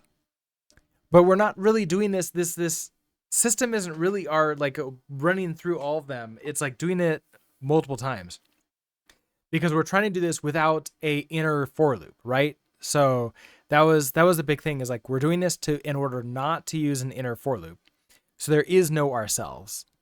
I just need to check to see if event entity is an asteroid or not. So if I do I want to get it first or do I want to if it? I guess I can just do let. So is event entity asteroid. And that would allow me to do an asteroids query, get event entity is okay. Okay. And so that we now know that if that's an asteroid or not. So if it's an asteroid, okay. So then I need to know if the other one is an asteroid too. So that is other entity asteroid. Asteroids query get other event. Okay. So if either of these are true and one of them is okay, so they both can't be true, right? One of them has to be true, but they both can't be true. Is this the right pattern for this? Am I going down to like a really bad rabbit hole? It doesn't feel right, but I'm also like having trouble wrapping my brain around this, and it's like it's not the way I would normally do it. I would normally just do the inner for loop. Okay, so how would this logic work? If one of them is true, so if event entity asteroid is true and the other is true, you almost want an enum to match left and right, but that doesn't work well with an ECS like this. Right, exactly. Because I would want something else going on, but I don't have access to that. Like at that point, I might as well have a full like struct with all these different properties on it, but we're not doing that. We're doing an ECS system. So if they're both asteroids, I ignore it, right? So we just continue. Okay, so if is event entity asteroid, so if other and is event entity asteroid, if they're both true, we're going to continue. Otherwise, we have to figure out which one is the asteroid and delete it, right? Because we know it's collidable. Something like let some bullet equals event entity, other entity, iter, filter map, query get. Do I care about the bullet side though? Same kind of thing for the asteroid. If the other one, okay, so let some bullet equals event entity. Oh, you're creating an array there. An event entity, other entity. Okay, I see. In this case, with the collidables, but I also need to check to see if it's a bullet. So I need to do both, right? It's not just checking to see if it's a like, because what if it's a ship also? What if it's the ship that crashed into it? I can I really do bullets query for that? Or do I have to do bullets query and asteroids query? Check if left-hand side is a bullet. If yes, then if right-hand side is an asteroid, then do something. Then again for right-hand side. Okay, that's sort of like what this was, right? Yeah, and so like this is where like the not doing it as an inner loop is faster. Okay, so this is going to run faster, but it's going to be significantly less good to look at. Like the code is not going to be fun. What is it? Like Marie Kondo or somebody's like, does this code bring me joy? No, but it does run fast. So that's good. That part is joyful. So we check to see if left-hand side is a bullet. Okay, so here's the new logic. So if left is bullet, and then if right is asteroid, destroy right asteroid. Okay, so if left is asteroid, if right is bullet, destroy left asteroid. That's what. Thank you, Rest Analyzer. I had so much nice indentation on that. You just didn't care at all. Okay, so I think it was something like that. There. All right, so we can do this with an if here. So if bullet, okay, so this is if left is bullet. So we can do the bullets query. So if bullets query get event entity is okay. So you are a bullet now. So we know that. So, and then we have to check you. So if right is an asteroid, so then if asteroids query, okay, destroy the right asteroid. So then this would be commands get other event entity despawn. It wasn't get. I thought it was get. Commands dot. Oh, entity. Other event entity despawn. Okay, so that gets the right one. And then we do this all over again. This could be an else if, right? Because you don't need to run this. If the left-hand side is not a bullet, we need to run this. If the left-hand side is a bullet, I don't need to run this one. Okay, so this will be then an else if. Then it will be do I really want to do this opposite?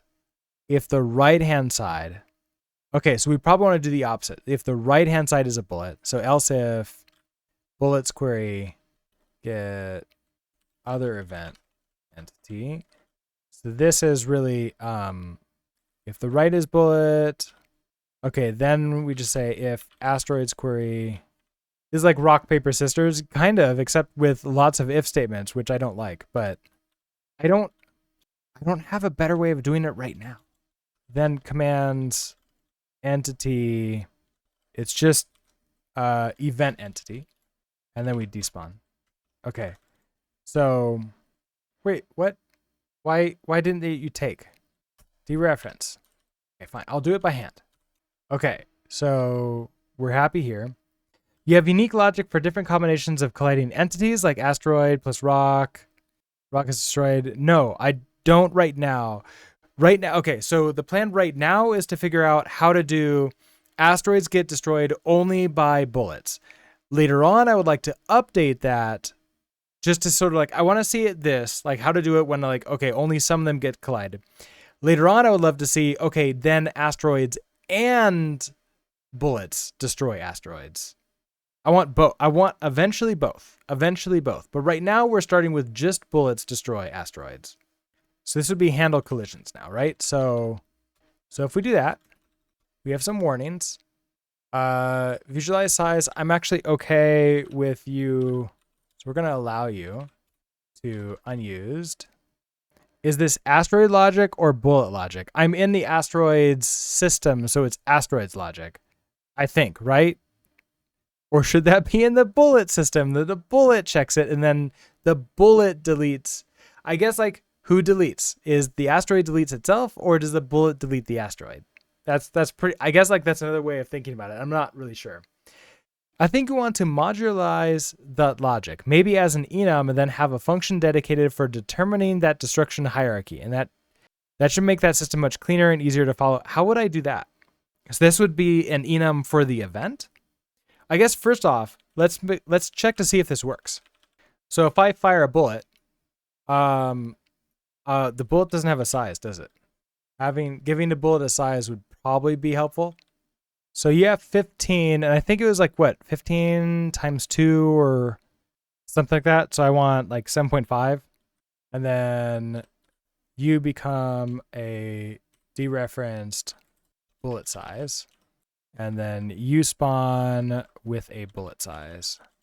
So if you're collidable with the size, then I think I can destroy it. Where's my ship? Oh, my ship died instantaneously. Yeah, probably should make it so that the asteroids can't spawn on top of the ship. That would be helpful. The ship got destroyed by its own bullet. Right, okay, so in the ship collision, we have to... All right, what do I want to do? I want to check to see if the event... I need to do the same thing here. I need to check to see if the event is the ship. So we need to check to see if left is the ship or the right is the ship or something else. I am interested in the logic that you have ckettle, but I'm not really sure how to do that. So maybe it's an EM. Then have a function dedicated for determining that destruction. Usually a massive chain of if statements suggests a port. Well, no, I totally understand that. It's the reason why I don't have another one to do is because I don't really understand how to do it. So yeah, totally get it. You're not totally sure what I'm trying to do. Okay, so what I'm trying to do is I'm trying to make it so that I don't have collisions happen between some, and I do have collisions happen between others. Our event system is basically just saying this did some with something else, right? So, but I don't know what the left and right were because they're just entities, but I don't know which entities they are. So I have to check that, right? Can you make a single query with optional components? I think that's what they were saying. Yes, I think that's what they were saying. But I'm not sure how it helps with the left and right problem, right? So, for example, here, I want the ship to be destroyed by anything that touches it except its own bullets. Right now, that would mean any bullets, right? I don't know if I'm going to add in a UFO with bullets that fire at it. That would be interesting. It would break this, but we'll handle that later. Okay, then you can query left and right entity and get a tuple with all the relevant information. Okay, so you're saying because I have the marker components. So because I have, okay, so instead of a ship query like this, I could instead have just a query. So we're gonna do a query, and then I would have there'd be a tuple, and we're gonna have an option of ship and an option of bullet, right? I don't get the ship query like this. I loop through the collisions and collision event. I then want to grab out each thing, so we're going to get rid of you. And so we're going to say left is going to be, so query, we're going to get event entity. Now that gives me a result. And I can't return results from this, right? So I have to unwrap this, or I have to handle this in some other way. It's like if you don't work, it's like I have to let okay equals that. Otherwise, we have to break or continue. And we shouldn't be running into that problem anyways. But okay. This is all one line? No, it's not one. Okay, so if I do that, you're right. I could just do if let. There's not really a big difference here. So if let okay equals that. No. I need them at this level. Because if I do an if let, I'm indented in. I don't think it can fail, can it? So you're right. I probably can just do this. It's going to be a tuple, right? All right, so let's figure out what we got here. Left equals this. Change, and we'll expect. This is extracting components. Components from like while handling ship collisions. And then I want to do the exact same thing, but now it's right. Okay, so what do we have here? We have a tuple of it can either be a ship or a bullet. It's probably going to be one or the other. You don't add a collidable, then you pick up the engine entity too. Oh, yeah, that's probably a good idea. I want to say with collidable. So it's only things, okay, so only give me ship and bullet that are collidable. Okay, so then, all right, so I have option ship, option bullet, and left, option ship, option bullet, and right. So I can check to see, oh, ad break. Combine left and right into a tuple to match against. Or perhaps a trait. Wait, how would a trait work? All right, and we're back. So now we can talk about again. Okay, so combine left and right into a tuple to match against. But wait, match against left and right or instead of right? Every option has its own issues. The trait option would suffer from BigQuery option. Yeah. Okay. Yeah, I was a little bit confused, but I was like, okay, maybe you have like some amazing thing, and I was like, yes, I will totally do that. Left and right at the same time. How do you match against two tuples at the same time? Because really what I want to do is I want to essentially do like the equivalent of a merge, right? Where if it's none here, it becomes the sum as the other. Just pattern match them as a tuple. Okay, let's try it. So if I match it'd be left, right, right? No code action. So it has no idea what this is. Missing match arms. Okay. All right. So so we're gonna then have on the left here, we're gonna have so it'd be some ship. Okay, so if you're a ship and you're a some bullet. Okay, so if you're a ship and you're a bullet, then I want to continue, right? So we don't do anything at all. We continue. If you're a some ship and you're a none, then I want to destroy the ship. So that would be commands. Was it commands event? No, entity. Hold on. Get out of my way. Okay, commands dot. Why is that a capital? Entity. I don't like this because you also have to include the flipped condition. Don't we have to do it? We have to conclude the flipped condition the other way we were doing it. So what's the difference? It's nicer. It's nicer, right? Why are you upset at me? Why are you acting like you're a module instead of the variable? Like that feels weird. Okay, so entity, and then I want to get the entity. So this would be, the left one is the ship, right? So now it's going to be event entity despawn. Except it's, what is it? Recursive despawn? Like recursive despawn recursive. Like that. Oh, I did a semicolon there. That's why. You should be like this. It got freaked out from that. Right, okay. So if I do some ship, some bullet, okay, so then if you're none, we do that. Now we have to do the opposite too, right? So we have to do, if it's some bullet and a some ship, then we continue. If it's a none and a some ship, then we're going to Bevy commands, entity, this would be the other event entity, despawn recursive, like that. Mismatch type, expected tuple, option, component ship. Wait, isn't that what I got? Found an enum option unknown. What? Oh, wait. So I don't put a sum. I put an option? Wait, isn't this pattern match? Isn't this the pattern match? I'm confused about this. Because like if I don't have the sum, okay, hold on. It's also why like it's not giving me any help here. A tuple of two. Oh, is a tuple of tuples? So, okay, so if I just do like A, you're right. It is a tuple of tuples. So you're like that. If I have A here and B, it's another. Is it just two? Just like that? No, it's. Oh, this is even worse. This is even worse than up here. Okay, I'm liking this a little bit less now. Cause like now this is like, the first one is now A, B, like that.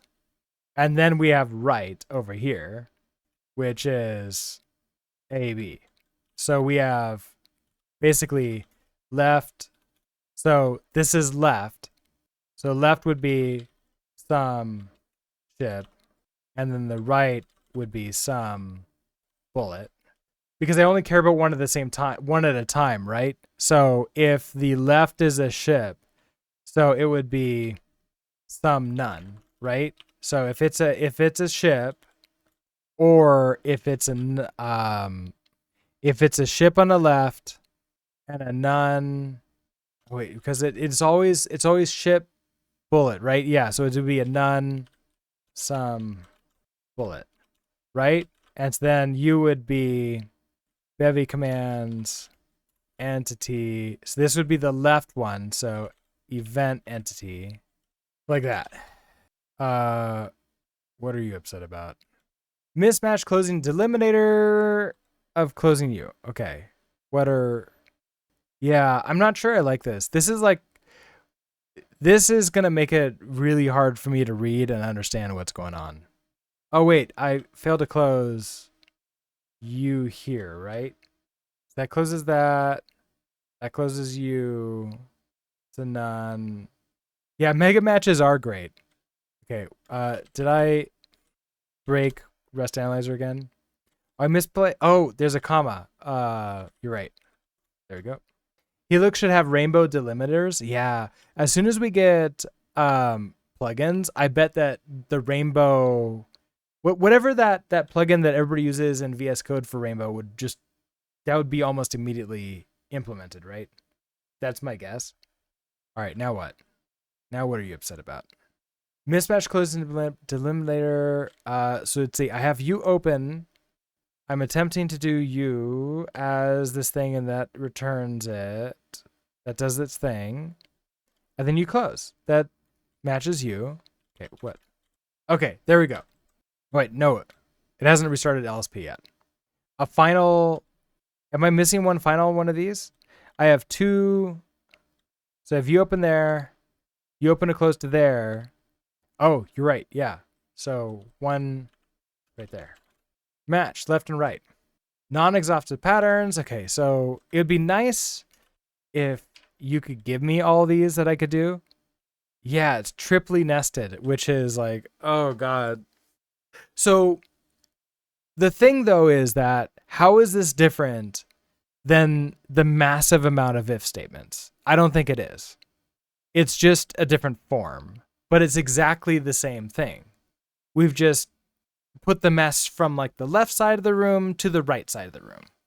Same logic, different structure. Yeah, exactly.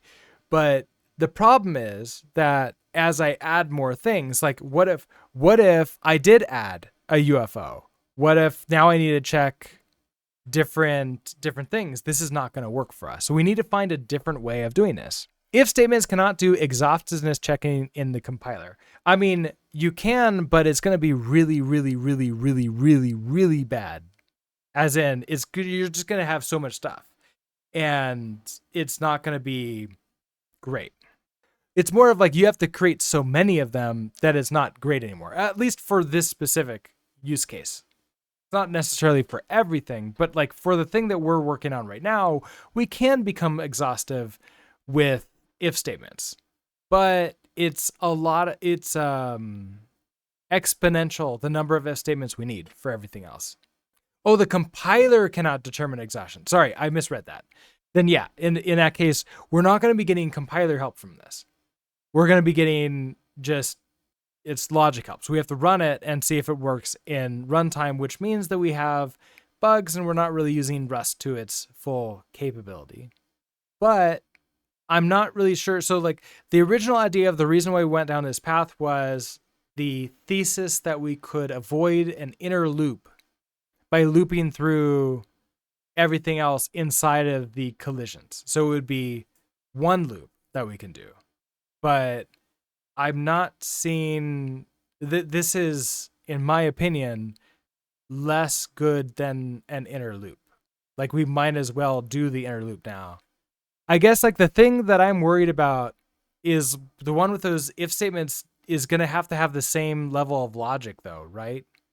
Don't try to make the code simpler than the necessary game logic. Well, I'm not trying to make it simpler. I'm trying to make it like readable. Which doesn't always have to be simple. You can always map the left and the right to an enum, like put an impl on an enum, so like create an enum somewhere else. Start with working. Yeah, well, that's also what we're working with right now, is starting with that. Imagine mapping the logic for rock, paper, scissors. Determine the winner, left player or right player. This is just rock, paper, scissors on a larger scale. Well, okay, so I get that. I'm having trouble mapping that to what I need to do here because I don't like this. Like I'm gonna add in a lot of bugs when I try to do this because like it's having like already I'm having trouble like saying like okay, this means that the left one's the ship and the right one's a bullet, right? So therefore we despawn it because it's the ship and the bullet, and so that I need to do this again. So I guess here, if I do this again, then it would be the opposite, right? It would be it'd be a none and a some ship. No, wait, it's always ship on the left. Okay, hold on. So it wouldn't be that. It would be a none and a some bullet, right? And then a some ship and a none here, right? So like if that's the case, we're also despawning recursive. Did I mess this up? List the actions that we want to have. I had done that before, and we got rid of them after we had it working, but then it turns out it wasn't working. Spawn the other entity? Despawn the other entity. Can I despawn it? Oh, wait. Not despawn. You're right. Despawn the other entity. Yeah. I do have this error though. I need to figure that out. What's going on with you? Expected a semicolon. Why do you expect a semicolon? You're in a... Oh, it wrapped this... Okay. It wrapped... Oh, weird. Okay, hold on. That's... Okay. So then... We still have errors here. Mismatched, so... Here. Okay. Stop. Do that. Right? No. Some... Oh! One more here. That's what that was. Then semicolon U. And then we want, you're right, we want to get the other entities. This is the event other entity, and despawn that. And then for everything else, I just continue like that, I think. How do I like Rust for game dev? I do like Rust for game dev. I'm used to using GGEZ instead of Bevy, which Bevy gives me a lot more things, but I have to think about things in like different ways. Usually it was like, okay, I just control everything, which in some ways that makes it easier. And in many other ways, it makes it harder. It's, but it also makes it like less, it's harder, but also less for me to do. Like if that makes sense, which also is then easier. It's one of those weird things. Bevy makes the pains of Rust barrel checker much easier to deal with. So if you like Rust type system, it's pretty okay. Now this one, I'm working with that. Okay. Thank you, Rasmus. Yeah, we eventually figured it out and got it. So this should work now, and a ship should not be killed by its own bullet. That's the idea. So now the ship is still killed by the bullet. What did I do wrong? I did the literal opposite. Okay, so hold on. Okay, so this isn't how it works. It needs to be not just a ship and a bullet. It needs to be ship, bullet, and... Okay, so my query is I have to have a ship, a bullet, and I have to check for an asteroid. So an option asteroid, which means that on each one of these, we're also checking for that. So if you're a ship, so it's ship, bullet, asteroid. So if you are a ship, a none for the bullet. Oh, it'd be, okay, so we're checking for ship, right? So it's ship, none, none. None, bullet, none. Okay, so if you're a ship and you're a bullet, we continue. And then we're going to try your trick. Whose suggestion was that? Asitsu. We'll try your trick, Asitsu, after we get the basic logic working and see if we could refactor it better. Okay, so if you're a ship and a bullet, we continue. If you're a, I think then it's going to be a, let's reset this. Okay, so if you're a ship and you're a bullet, we continue.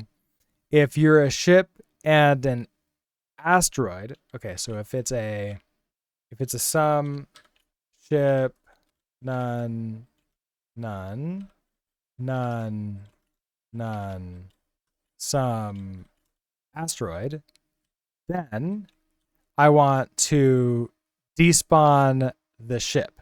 So this would be the left one. So it's event entity. Okay. And then we need to test the other way around, right? So then if it's a, and I guess I'm just doing a continue on these. So I don't care about you, right? So I'm only checking to see if you're a ship and an asteroid. And so then I need to check the other way. So this is now going to be a none, none asteroid, some asteroid, and a some ship.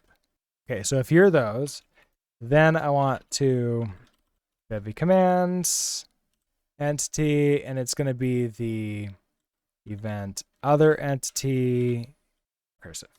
I think that's what it is then. Otherwise, ignore it. Okay. Happy there. No errors. So let's run this and see if I can shoot the asteroid. Okay. Why is the asteroid getting recreated? That's a little bit weird. So I can shoot now. So that's good. So we got this up and running. The asteroid stuff is not working properly because I'm apparently recreating an asteroid.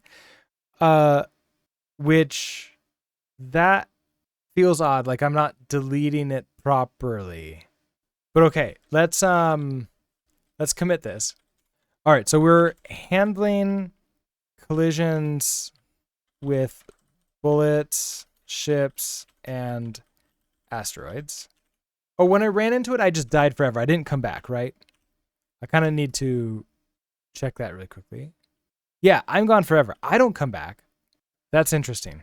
Okay, so, all right, so Esitsu, your suggestion was create an enum with a ship, bullet, and asteroid. Okay, so let's see what we can figure out with this entire thing.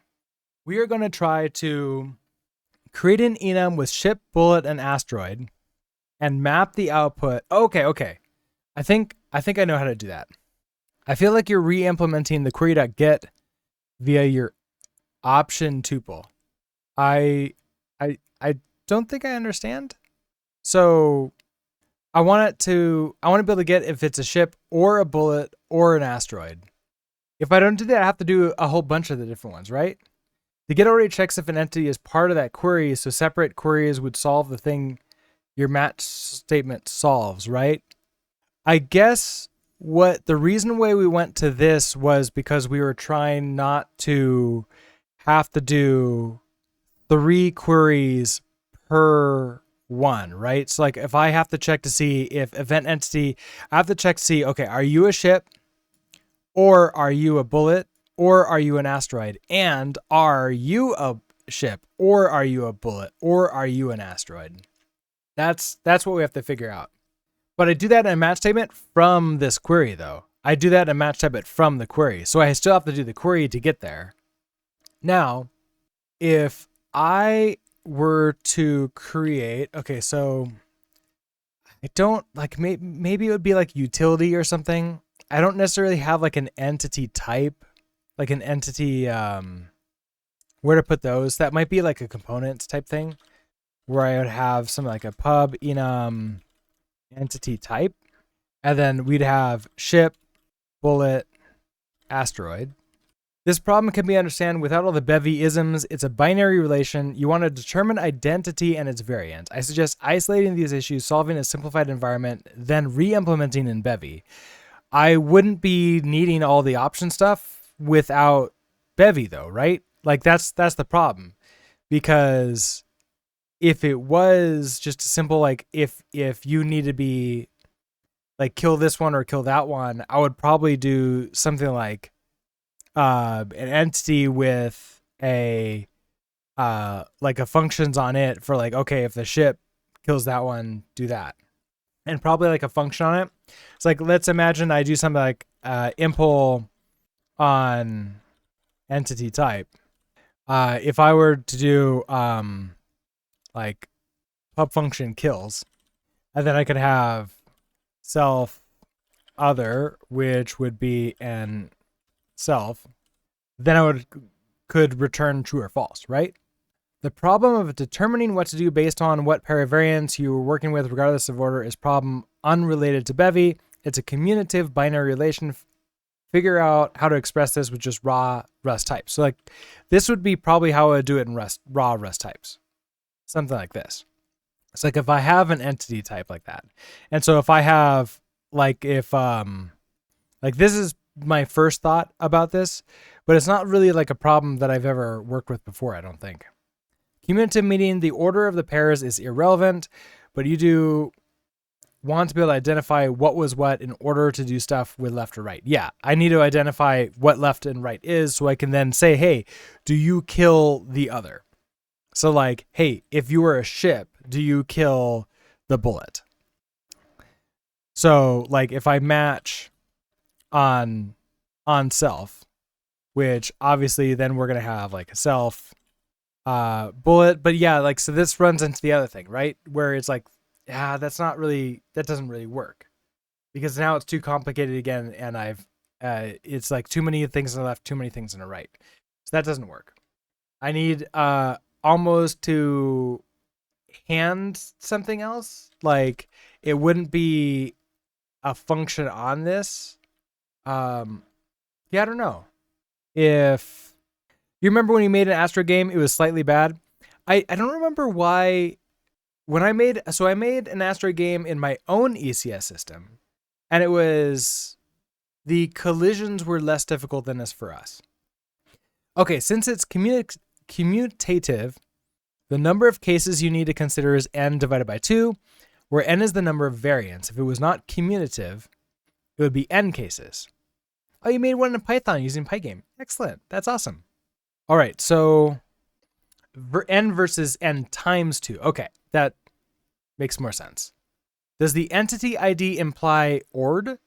I don't think so. I don't remember the documentation. I don't remember if it said that you're guaranteed to get them in no, I think actually it says you're guaranteed not to get them. There's no guarantee. You're not guaranteed to get them in the same order, right? Ever. I mean, I can do something like kill ship, but you think the hardest part was the math for rotation of the ship. Okay. Yeah, if you do that by yourself and you don't use any libraries for math type stuff, doing the tan2 or arctan2 or whichever it was to figure that out. Yeah, I remember like learning about the arctan2 was the hardest part. And then you use a library that does vector math and you're like, oh, this is simple. I just did a dot rotate and now we're good. I guess like the first thing we might want to do though is pull this in, right? So like this might be a from. What am I saying? So if I impl from, and then what was the queries for this? It was this fun stuff.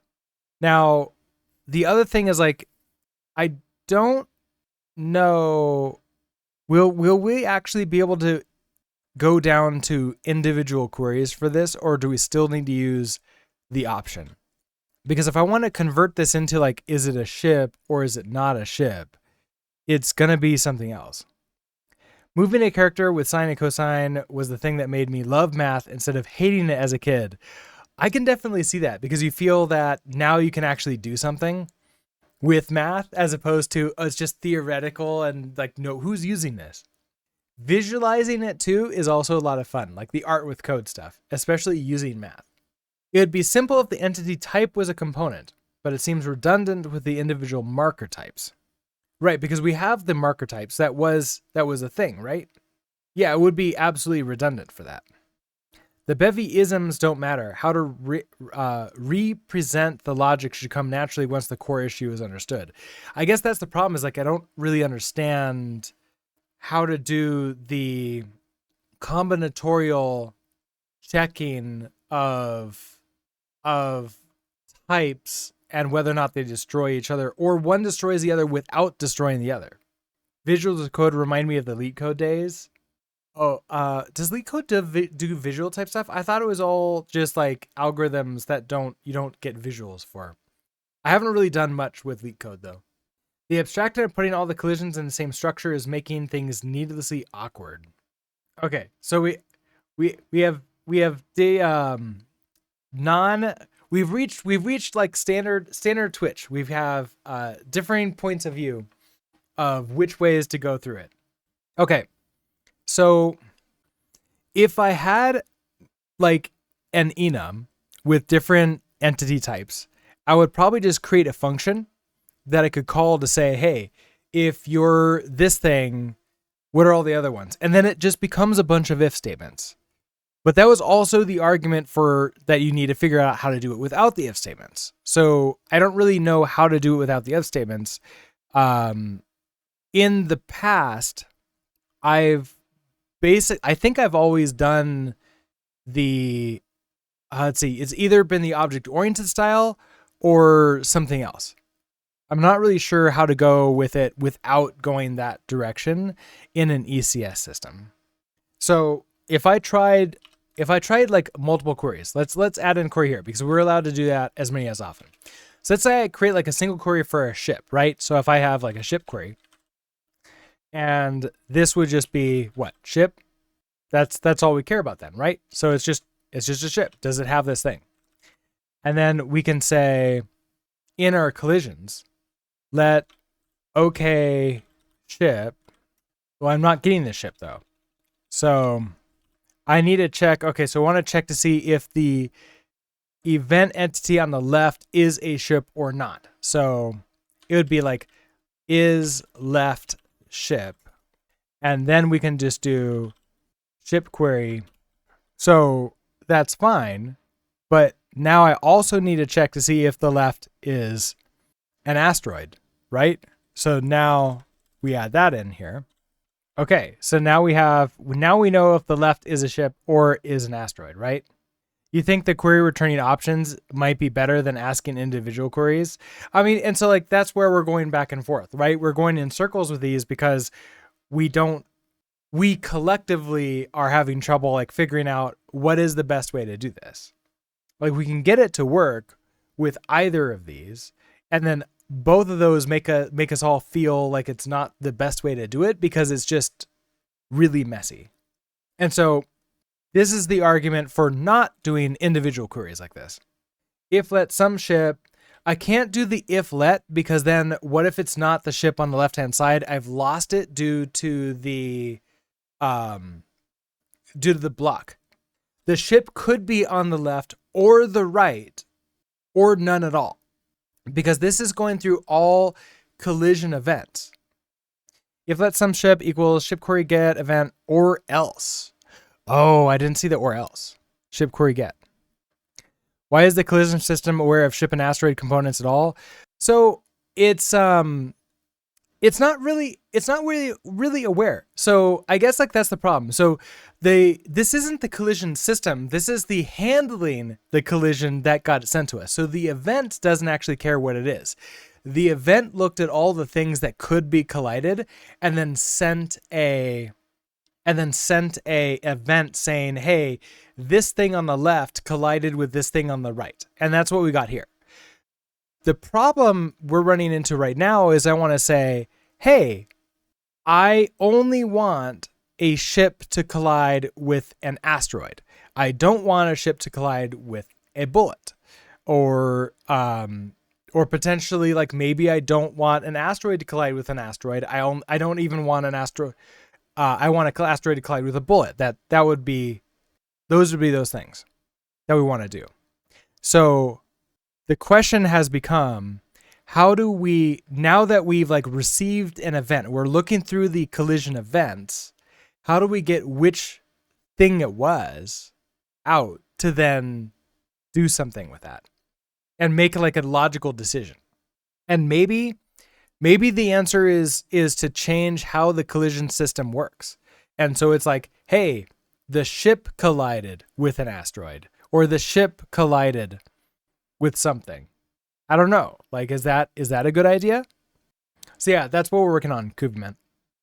So here, if you want to take a look, we have our event. Where's our events? Here's our events.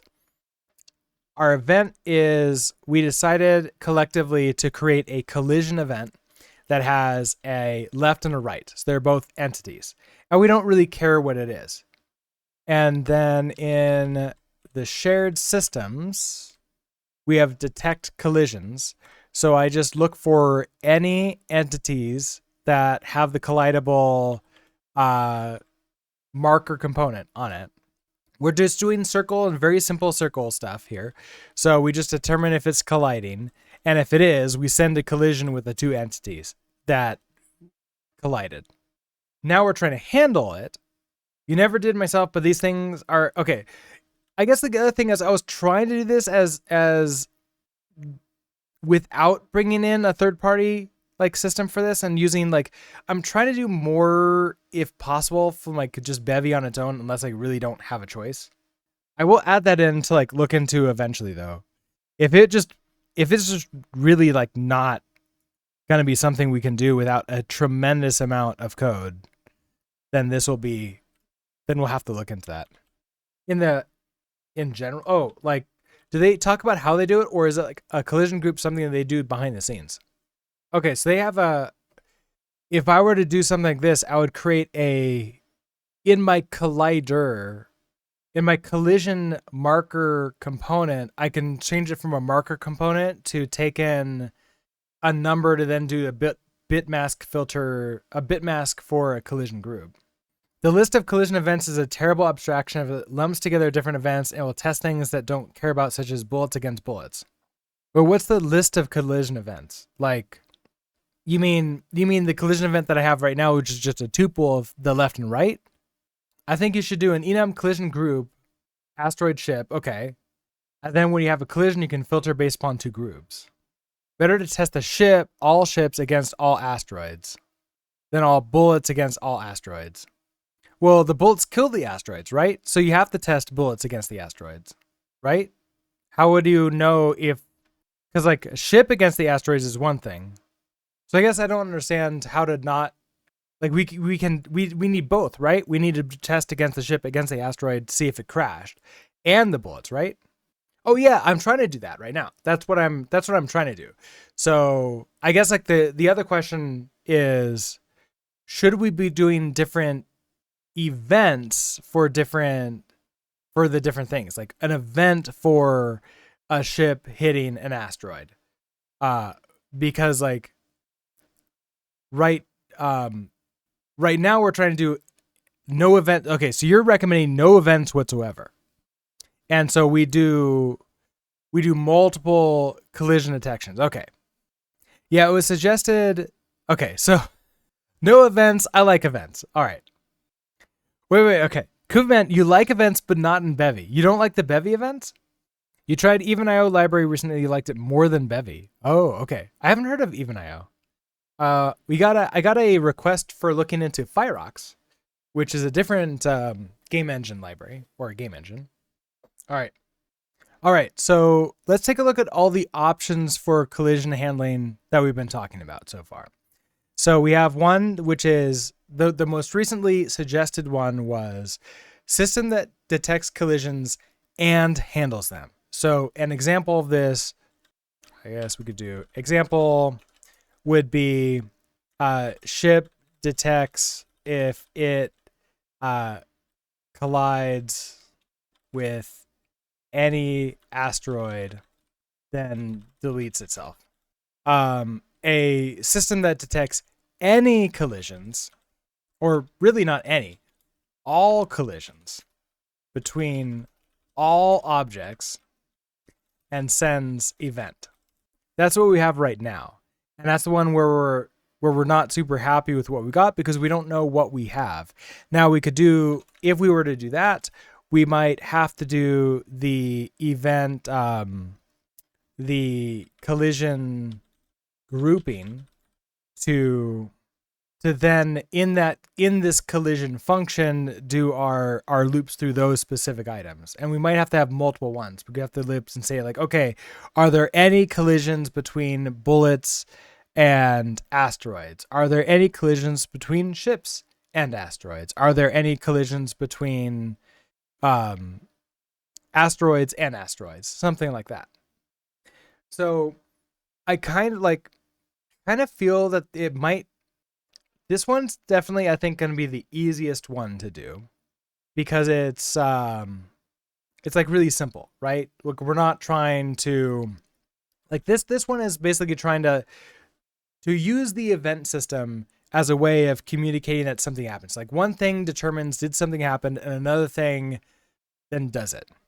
We have multiple systems handling different things. They just all loop through the events. Yeah, and that's the other thing. It's like it's not like we have one thing that handles the events. It's like we have one system that detects all the collisions, and then we also have systems to handle specific collision events that they care about.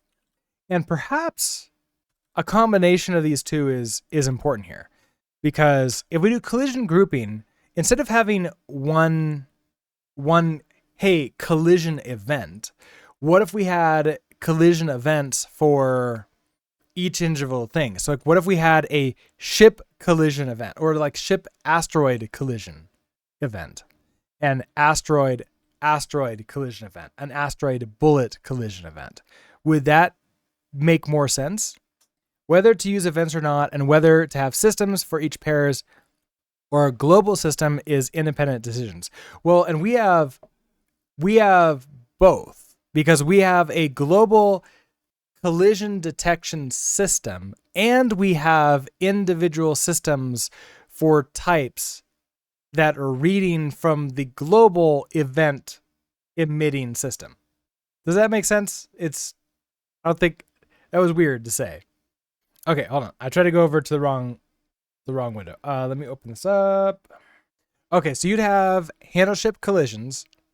So you would have ships query ships. You have the asteroids query asteroid, and you have your event reader collision.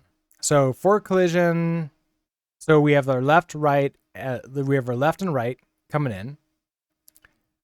We have our pair is okay. You're putting them together in an array. Let some ship equals pair find.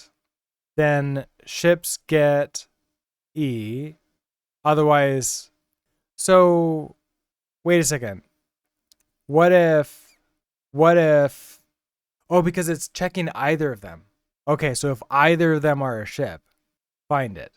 And if either of them are an asteroid, find it. That's what you're going with. Right, and a ship cannot be an asteroid. At least in my game. I'm fairly confident in saying that I don't plan on ever implementing a feature where a ship can be an asteroid. And if I wanted like bullets and some other things, then it would be the same. It would be the same thing. So like basically we could find whatever you could be colliding with. I want to check that out. I like this. I like this a little bit more, or maybe a lot more. Let's try this out and see how it works. So I want I want ship systems. So I committed what we had previously, right? Let's see. I don't remember what it is. So terrible commit name. But once we've done that, we're gonna try this out now. So we have a ship query, and we have an asteroid query. We're gonna get rid of that one. So I want to. We get our collision. Let's go ahead and get rid of all of this stuff and start over with it. Okay, so we have our, really it's just gonna be like left. I mean these literally have like no, yeah, don't worry about that, Ray. We'll figure it out. The general idea is the really important part, right? So entity A and then entity B. Normally I hate like A and B, that kind of stuff, but because we don't know what these are, using an A and B actually might be helpful in telling the reader of the code we don't know what these are. What about for A, B in collision event read, flat map, collision AB or ABBA? I'm not sure. Would I have to combine that with actually trying to convert that into specific objects? Can you push this code somewhere? Yes, yeah, I can push. Here, let me push it as it is. Get pushed there, and can I view it? Yeah. And here is, okay, so there's a link to that in Twitch and then YouTube. If you just look in the description of the video, there is the link should be already there. Yeah, and so like eventually one of the things we were thinking about trying is asteroid versus asteroid collision. So I do want to have that available for usage later. Okay, let's try though Ray's your idea. So we have you. Now we're going to turn these into an array, right? And then we're going to find them. Oh, but we have to do them twice. So okay, so let's do let collided entities going to equal to entity A, entity B. And then we can do let sum Right, because the sum is off the find, because the find is the one that's unknown. Okay, so it's the sum, and we're going to have the ship, and we have to check both of them, right? So now we're going to say our collided entities. We get the iterator. We then find. We have an entity off of here. That's okay. This implements clone, so we can do that, I think. Do I just need one of them? Oh, wait, no.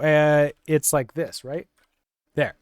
Now I have the entity, and I want to do the ships.get. Okay, so this is the ship query.get. Hand it the entity. Now you have... Okay, so you end the find, and then try to do...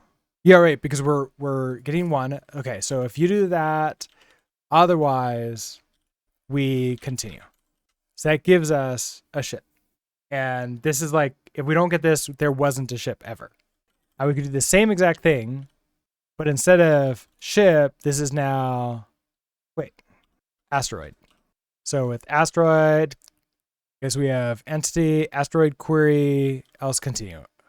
Okay, so I think that's the same. So now we know if we got a ship in an asteroid, we successfully collided. So we must have collided. So that means we can just do Bevy commands, entity. We have the entity, so it's going to be hand at the ship, despawn recursive. What are you upset about? Mismatch types. Oh, it's a result. So then I have to, we're going to expect. This is attempting to get entity while handling ship collision. Okay. Mismatch types found bool. Oh, never mind. Don't want to expect. I wanted, not thinking correctly. Not, I want, get, I want, is okay. Okay, so if it is okay, it found the thing, so we get the thing, there we go. I don't care about this asteroid. I don't actually want to do anything with it. I just wanted to see it. Okay, so if we do this, then I believe that we should still be able to be killed, but it's going to be much easier, right? Boom. Okay, so we can die there. Excellent. So let's now do the exact same thing with the bullets. Hold on, I missed some chat. I guess there's directed and undirected collisions. When you say entity A collides with entity B, it can mean asteroid hit the ship or just that two asteroids collided, and you would do them differently. Okay. Right, and I think that's where the collision groups that you were talking about would come in, right? I would probably just do them separately, very differently. How would you do this, Kubi Man? Because like I've not really done any serious like major like game dev beyond just little things like this. And I've never run. What did I do last time? I think when I did it last time, when I used an ECS system, it was a homegrown ECS system, and I just had a system that checked, okay, ship with asteroids, and then another system that checked bullets with asteroids, and then another one that checked like ship with like other bullets or something like that. So I think that's what I did. Not collision groups, but would have an undirected collision event and a direction collision event, which is generated twice for every undirected one, maybe. What would undirected or directed collision event mean? Then you would not need the find hack. So I have the find hack, but I guess in the thing that created the event, would you then put the ship entity in it, like as in it knows that it's a ship entity? It's like in graphs. An undirected edge is the same as two directed edges. I've not used graphs, like graph databases or stuff like that. It's like I'm familiar with the terms, but I've never used them. So I don't know if that like helps me visualize how it works in like this more real scenario. When you detect collision between A and B, it means A hit B and B hit A. What's the difference between A hits B and B hits A? I see them as the same, right? Like they collided together, right? Like they hit each other. The direction is the difference. So when you're figuring out if something collided, you're also going to check to see if the thing is moving in that direction. So if it's moving if the ship is moving towards the asteroid, the ship hit the asteroid and the asteroid did not hit the ship. Okay. If you get two events, one with A and B and one with B, A then a test for ship asteroid will only need to be written in one direction and not reversed. Also no.find hack. Well, okay, I still have trouble like imagining that in my head. Like I would need to actually do it in order to like understand it. But that's like a lot of how I learn and how I understand things. Like talking about it and like reading code doesn't really do it for me. It's like actually doing it is like how I like, oh, now I get the theory and understanding between it. They have different mechanics. Asteroid kills the ship, but ship does not hit the asteroid, so direction matters. Wait, but does it really matter? Because like, what if the ship is moving away from the asteroid and the asteroid hits the ship? The asteroid's moving towards the ship. The ship is still destroyed. The exact same thing happens no matter what, right? Okay, so let's do the same thing we have here. So we're gonna have let sum, and we're gonna get a bullet equals, and then we're going to, we can't do that. We have to put these together in here. So we have our let collided entities equals, let's also use our same thing where we have, what did I just do? We have our, let's see, collided A, collided A, collided B, collided A, collided B. Okay, so let sum bullet equals, and then I want to take these two, so collided entities. I mean, yeah, in the end, of course, it doesn't matter if I make it work. Although the caveat to that is the learning opportunity, right? Like this isn't a project I'm trying to sell. If I'm trying to learn like a better way of doing stuff, then I do want to like actually learn the better way of doing stuff. For me, I'm having trouble wrapping my head around the description of the better way of doing stuff through chat. So I think that's the problem that I'm having there. Now, if I create it like sort of this system and then we can refactor maybe next week, or we can maybe get better with it.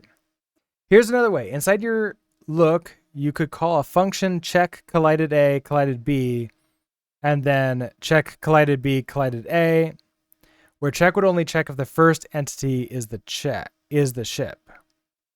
Okay, so I would have a function. So like that would be here where I somewhere like maybe put in a utilities command, a utilities function or something. I could have like a function ship collided with something like that. And then I want a entity. So this would be, and then other entity, right? And so it needs to first check to see if it's a ship and then also check to see if it's the other one. Okay. Like since your collision is undirected, you want to check both ways. I guess like, but that was the question I had also is in a directed collision where you only have to check one way. If like, let's say a ship is attempting to get away from an asteroid, the asteroid's moving too fast. So the asteroid runs into the ship. I still need to check that as the asteroid hitting the ship, right? That's what we would need to do. Just make sure not to use that for asteroid versus asteroid collision because then you'd handle it twice. Oh yeah, that's interesting. I would have to have a different system I would probably have to handle collisions with bullets and then handle collisions with asteroids. Let's see, pub function handle ship collisions, asteroid query. Hold on. Twitch's formatting is great for these. I like that you try to put it into Markdown, like a Markdown thing, but Twitch is not gonna be helpful with that. All right, what did okay, hold on. Let me write this up first so it is okay with it and doesn't have any errors. So some bullet equals a code of entities. We I can iter into iterator, can I? Because it's clone, right? So iter find entity. What am I doing? Entity, and I want to do this is bullet. So bullet query get entity is okay. But some else. Okay. So you're happy now. Okay, down here. What are you unhappy with? What's wrong? Expected. Okay, right curly for the end of the function. Wait, where? Another one? Oh, there it goes. Okay. So, all right. So handle ship collisions. So we have asteroid query. So query that gets, okay, yeah. So this one was going to be actually just doing, this would be no events then, right? Sorry, Rasmus. I made it work without the paste. That is appreciated though. Thank you for that. Oh, and we had this. Yeah, I'll mention it when I'll talk about when we get back done at the ad break in around 30 seconds or so. Always waiting for a countdown is always so it makes it feel so much longer, but if I'm actually working during it, it just passes like that. Time is funny. Okay. Welcome back. We can chat about this now. All right, so this was that other idea, right? This was the idea of handling the collisions in each system sort of file on its own, right? So we can do this, handle ship collisions, we can handle asteroid collisions, sort of like separately on their own, and it'll just work on it. And Kuvman, you're right. This would mean code duplication, but you're also right. We can create for example, we can create a utility function which would determine if A and B are overlapping with each other, colliding with each other. So we could just pass in, hey, are you colliding with this other thing? We don't really care what it is. That function doesn't care what it is. It just cares, are two things touching each other? And if they are, returns true, otherwise returns false.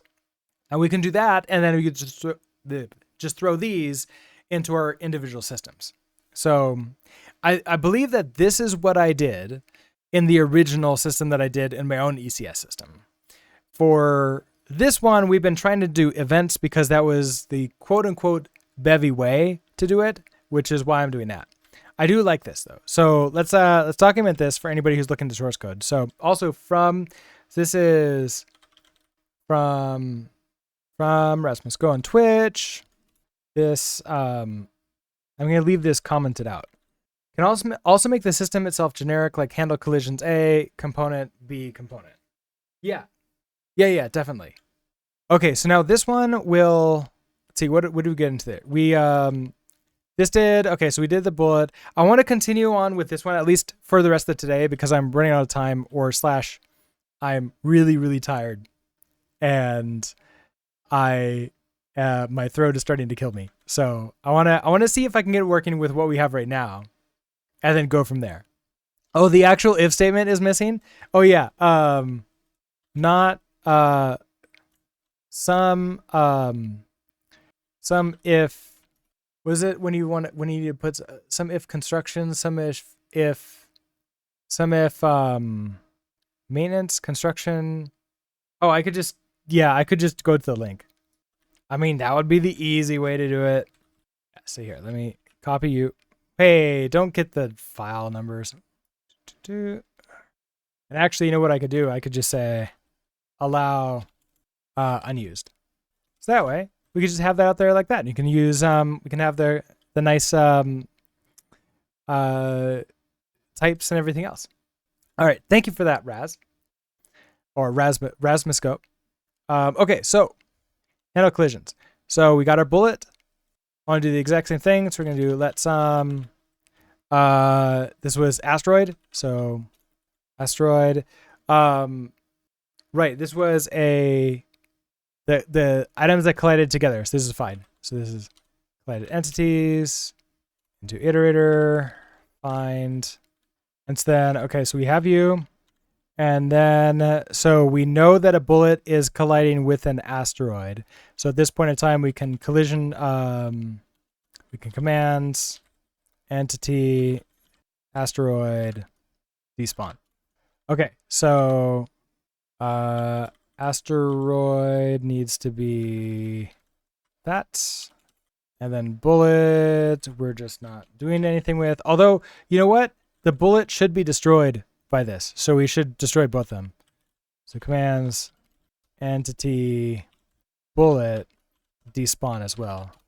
Okay. Oh, I can make a typed filter. Oh, I don't think I have ever done or heard of a typed filter before. That could be interesting. Filter collisions. So we have, okay, so in handle ship collisions, in filter ship collisions, we hand it the query ship, the asteroids. Oh, and then it just does the thing inside of here. So it's moving the, oh, it's find map. Okay, so that's what that's doing. Interesting. Okay. I like the idea. I am going to take you. Okay, so I'm going to add that in there. It probably won't compile. Actual compiling and like with the code doesn't really matter. Because like we'd figure it out, right? Like because as we're going along, like it's the theory of it that really matters, right? Oh, and then there was another one from Rasmus. And this is this is the actual like just manual one where it's doing the calculation here. Okay. Yeah, it's very similar to the other one, but obviously the bullet's hitting asteroids. Yeah. Okay, so let's test this out. So the ship should die and asteroids should die when we shoot them. That's the two things that we did today. So does it work? Hey, simple, obvious code can be really good. So now something I don't know why. Why is my asteroid coming back? My asteroid is coming back because I have a system to do that, don't I? I vaguely remember doing that. In spawn asteroids, yeah, if I have no asteroids, I just add this in here. Why did I do this again? I don't remember why. So, yeah, I just spawn infinite asteroids in. Trying to follow everyone's ideas from chat is fun. I know that is half the fun. Maybe it's 3/4 of the fun. Oh, remarch. Okay, you got another one. Okay, so this is the fixed version of the last one you had. Filter collision and handle ship collisions, and I think that's what you had previously, so we can go back to our README and change you out for that. Okay, so I'm going to keep this up here, so that way next time we will see that. All right, so the game just restarts as soon as the asteroids, or really, I don't know, I probably should like have something else for that, but with these two simple systems, collidable and collisions types can be removed. Yeah, well, we'll have to play around with that. I still would like to figure out something to do with the event system, mostly because I want to use it for like learning these type of things. So I think I'm going to continue on with the like working with the other systems. You should just give up writing Rust without a compiler. I mean, compiling Rust without a compiler maybe, but like if it's just trying to get an idea across, you got it in the first one. Like, I don't need it to be compilable. I guess that's the other thing is like, I'm not one to really just copy paste code in and just like be upset if it doesn't run. Like to me, it's just always the idea. And I just handwrite that in anyways, because it allows me to understand what it is and what's going on a lot better. As we know, me trying to like understand based upon like, descriptions of like the theory of how it's going to work, that I'm a little bit worse at. They need to make a play Bevy engine. That would be pretty cool. That just allows you to like add in little things like that. That could be fun. Okay. So let's go ahead and commit this all up. So we have bullets kill asteroids and asteroids kill bullets. All right, so with that, let's go ahead and push you on up. I already put the link up in Twitch chat, so you saw that before. Let's see. I don't know if there's anything else to sort of like really chat about here. Today is Wednesday, so the next planned stream is going to be on Monday. I don't have anything planned for next week yet, so like, as far as right now I'm concerned, it's probably going to be Monday, Tuesday, Wednesday stream. but it might, like, I don't know, things have been coming up. I've been so many other meetings and other stuff has been like requested of me like near the end of the week. So who knows?